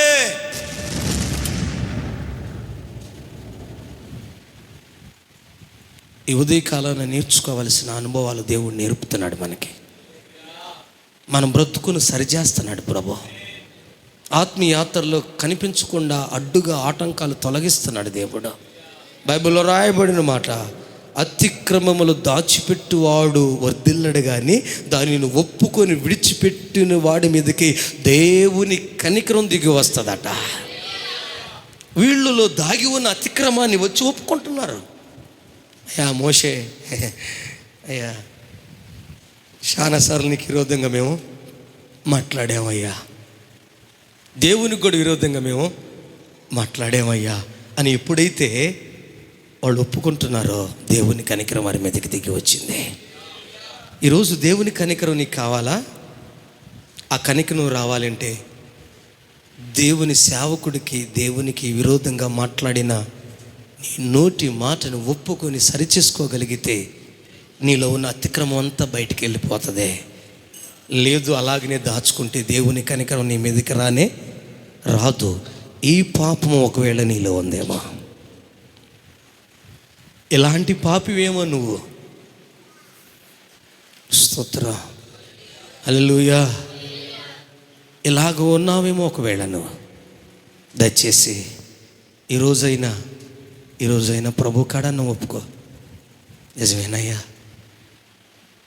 మారు మనసు లేని వాళ్ళకి వాక్యం చెప్పాల్సింది పోయి, దేవుని ఇలువ లేని వాళ్ళకి, తెలియని వాళ్ళకి తెలియచేయాల్సింది పోయి, వాళ్ళ దగ్గర సంఘం గురించి, సేవకుల గురించి తూలనాడి మాట్లాడానయ్యా. ఎన్నో రకరకాలుగా విమర్శ చేశానయ్యా. విమర్శ చేసినప్పుడు నన్ను నేను హెచ్చించుకుంటున్నాను, ఆహా అనుకుంటున్నా. కానీ ఇది నాలో గూడు కట్టుకున్న అతిక్రమం అని నేను తెలుసుకోలేకపోయానయ్యా. స్పష్టంగా దేవుడు చెబుతున్నాడు. వారు మోషే ఎదుటకు వచ్చి, మరొకసారి చదివిన నా వాక్యాన్ని, కాబట్టి ప్రజలు మోషే ఎదుటకు వచ్చి, మేము యెహోవాకును నీకును, చూసారా ఒప్పుకుంటున్నారండి సేవకులు ఎదుట విరోధముగా మాట్లాడి. ఈరోజు నువ్వు అనుకుంటున్నావు, మనం అనుకునేది ఏంటంటే విరోధంగా మాట్లాడటం గొప్పతనం అనుకుంటాం మనం. దేవుడిని వాక్యం, పరిశుద్ధాత్మ దేవుడు చెబుతున్న మాట ఏం తెలుసా? సేవకుడికి దేవునికి విరోధంగా మాట్లాడటం గొప్పతనం కాదురా, అది పాపం. ఏంటిది? చెప్పు. పాపం. వాడు వ్యభిచారం చేస్తా పాపి, నువ్వు సేవకుడి విరోధంగా మాట్లాడతా పాపి. మీ ఇద్దరు పాపాన్ని తోకమెత్తి ఇద్దరు పాపులే. నువ్వు ఆ గుంపులోనే ఉంటావు, వాడు ఆ గుంపులో. నువ్వు బాప్తిసం తీసుకొని మారు మనసు పొంది దేవుని బిడ్డగా మారి పాపుల గుంపులో ఉంటివి. వాడు దేవుని దగ్గరకు రాకుండా వాడు పాపుల గుంపులో ఉండే. గుర్తుపెట్టుకోండి సంగమా, ఈ మాట దేవుడిని దగ్గరకు తీసుకొస్తున్నాడు కేవలం నిన్ను బ్రతికించాలని, చచ్చిపోయిన నీ స్థితిని జీవంతో నింపాలని. దాచిపెట్టుకున్న అక్రమాన్ని బయటికి లాగుతున్నాడు ప్రభు. సమర్పించుకో, ప్రతిష్ఠించుకో. శరీర సంబంధమైన ఇశ్రాయేలు ప్రజలకి అంత మారు మనసు అయితే, అంత సరి చేసుకోవటం అవసరమైతే ఈరోజు మనకెంత అవసరం? యేసు రక్తంలో కడగబడిన మనకి మారు మనసు ఎంత అవసరం? మనం ఎంతగా ఒప్పుకోవాలి, మనం ఎంతగా పశ్చాత్తాపడాలి అలాంటి విషయాల్లో. వాళ్ళు ఒప్పుకుంటున్నారు. గొర్రె పిల్ల రక్తంలో కడగబడిన వాడే అంత ఒప్పుకుంటుంటే, యేసు రక్తంలో కడగబడిన మనము ఎంత ఒప్పుకోవాలి? ఒప్పుకుంటేనే కనికరం, ఒప్పుకోపోతే కనికరం లేదు. కాలేబు యెహోషువ పోయారట. స్తోత్ర. ఈరోజు విని సంగమా, దేవుని ప్రజలారా, ఒకవేళ ఏ విధమైన అతిక్రమము దేవునికి విరోధంగా మాట్లాడినో ఉన్నావేమో. చిన్న బాధ వచ్చినప్పుడు మాట్లాడేవా? లేకపోతే సేవకుడు లో నుండి దేవుడు వాక్యాన్ని ఒకవేళ గట్టిగా చెప్పినప్పుడు అన్నావా? ఒకవేళ ఎలా కూడా ఫీల్ అయ్యావా? ఒకవేళ ఎలా కూడా బాధపడ్డావా? కేవలం ప్రేమ అదే, దేవుని ప్రేమ అదే. హల్లెలూయా, హల్లెలూయా. వాస్తవంగా ఒక మనిషి వ్యభిచారం చేయట మంచిది కాదు అని దేవుడు ఒక మనిషితో చెప్పినప్పుడు ఆ మనిషికి కోపం వస్తుందా, మంచిగా ఉంటుందా? చెప్పండి. ఎవరు పలకట్లేదే. కోపం వస్తుంది. ఎందుకో తెలుసా? అదంటే ఆ వ్యక్తికి ఇష్టం కనుక. వాస్తవంగా ఇది చెప్పిన మాట మంచా చెడా? మాట్లాడండి అమ్మా. ఇప్పుడు మంచి మాట చెప్పినా ఏమొస్తుంది? ఎందుకో తెలుసా? మంచి కూడా కోపం ఎందుకు వస్తుందంటే ఆ పాపాన్ని విడిచిపెట్టే మనసు వాళ్ళకి లేకపోవటం వల్ల. తాగటం దేవుడి దృష్టిలో మంచిది కాదు. తాగబాకరా అన్నాడు. అది మంచి మాట, చెడు మాట? కానీ తాగేవాడికి ఎట్టుంటుంది ఆ మాట? చెడు మాటగా ఉంటుంది. కానీ వాస్తవంగా అయితే అది మంచి మాటే. ఒక్కోసారి వాక్యం ద్వారా దేవుడు నువ్వు ఇలా ఉన్నావు, సరి చేసుకో, అలా ఉండొద్దు, పరలోకాన్ని కోల్పోతావు అని మాట్లాడదంటే అలా ఉన్న నీకేమవుతుంది? ఏమవుతుంది మహిమరాజు? కోపం వస్తుంది, బాధ వస్తుంది. అవునా? హాస్పిటల్కి పోయేది జ్వరం తగ్గించుకోవడానికే, పెంచుకోవడానికా? అనవసరంగా వచ్చే ఈరోజు ప్రార్థన తిట్టించుకోవడానికి పాస్కర్ చేత వచ్చాను కాదు. నీలో ఉన్న బలహీన తీసివేసుకోవడానికి ఎక్కడికి వచ్చావు నువ్వు? హాస్పిటల్కి ఎందుకు పోతారండి ఇస్రాయల్ గారు? జ్వరం వచ్చి తగ్గించుకోవాలని హాస్పిటల్కి పోయేది. ఇప్పుడు మలేరియా ఉంటే డెంగ్యూ తెచ్చుకోవడానికి పోతావా? మరి ప్రార్థన కూడా వచ్చేది దేనికి తెలుసా? శుభ్రపరచబడడానికి, కడగటానికి ప్రభు ఇక్కడ తెచ్చేది. మెకానిక్ షెడ్కి ఎందుకు తీసుకెళ్తారు? బైక్కి బాగు చేసుకోవటానికి. నువ్వు ఇక్కడికి వచ్చేది ఎందుకు అనుకున్నా? బాగుపడటానికే. 12 సంవత్సరాల నుంచి అల్లాడితే యేసయ్య దగ్గరికి ఎందుకు వచ్చింది చెప్పమ్మా? బాగుపడటానికే, బలహీనతలు తొలగించుకోవడానికే. అచ్చం నా గురించే అంటే నేను బాగు చేయటానికే. స్తోత్ర, హల్లెలూయా. నలుగురు పోతే 4 పేషెంట్లు తీసుకుపోతాడు. పక్కన ఉన్న 3 కాడికి వస్తారా, పేషెంట్ కాడికి వస్తాడా దేవుడు? పేషెంట్ కాడికే వస్తాడా డాక్టరు? ఆ పేషెంట్ని తీసుకొచ్చి 4 కాడికి పోయి ఏంద్రా రాండి అని అందరికి చేస్తాడా? జన్పాలో 4 తీసుకెళ్తారు హాస్పిటల్కి. ఒకటి తీసుకెళ్తారు, ఒకడికి గుండె వచ్చి శ్వాస ఆటలేదు, ఐసీయూలో పెట్టేది వాడినా ఇంకొకడినా? అక్కడికి ఇవ్వండి రానిస్తారా? మీరు బయట ఉండండి, ట్రీట్మెంట్ వీడికి అంటారా? ఇంతమంది చర్చిలోకి వస్తే ఎవరికి తగలట్లా వాక్యం. నాకే తగులుతుందంటే నేనేం చేశాను? పేషెంట్వి నువ్వు. వైద్యం నీకు జరగాల లేదా? వైద్యం జరగాల లేదా? నేను అందుకే రాను అసలు. రాకపోతే నీకు స్వస్థత ఎట్లా వస్తుంది? నీళ్లు కదిలించినప్పుడు దిగకపోతే నీకు స్వస్థత ఎట్లా వస్తుంది? దూత నీళ్లు కదిలిస్తుంది, దిగాలి నువ్వు, స్పందించాలి నువ్వు, లోపడాలి నువ్వు, నీళ్లు తాకాలి నీకు. నీళ్లు తాకపోతే నీకు స్వస్థత ఎట్టా? నువ్వు 38 సంవత్సరాలు నీళ్ళు తాకుండా ఉన్నాడు వాడు. ఒంటికి నీళ్లు తాగల 38 అంటున్నా. నీళ్లు తాగలేకపోతే 40 అయినా అంతే నీకు వచ్చుకో. వాక్యం నిన్ను తాకనంత కాలం, ఇన్ని సంవత్సరంలో నువ్వు మందిరం దగ్గర పడుండు, నీ మనసులో మారు మనసు రాదు. ఎప్పుడైతే నీళ్లు తగలటానికి సమర్పించుకుంటావా, నీళ్లు నిన్ను తాగుతాయో 38 కాదు, 40 కాదు, 1 సెకండ్లో కొట్టుకొని పోతుంది అంతా. కృప పొందుకోవాలాగా. మన వాక్యం మీకు అర్థమవుతుందా? స్వార్థమా? అర్థం వినపడుతుందా? స్తోత్రం, హల్లెలూయా, హల్లెలూయా. కనుక మనం లోబడాలి, ఒప్పుకోవాలి. అట్టా ఇట్లా అంటే కుదరదు. స్తోత్రం.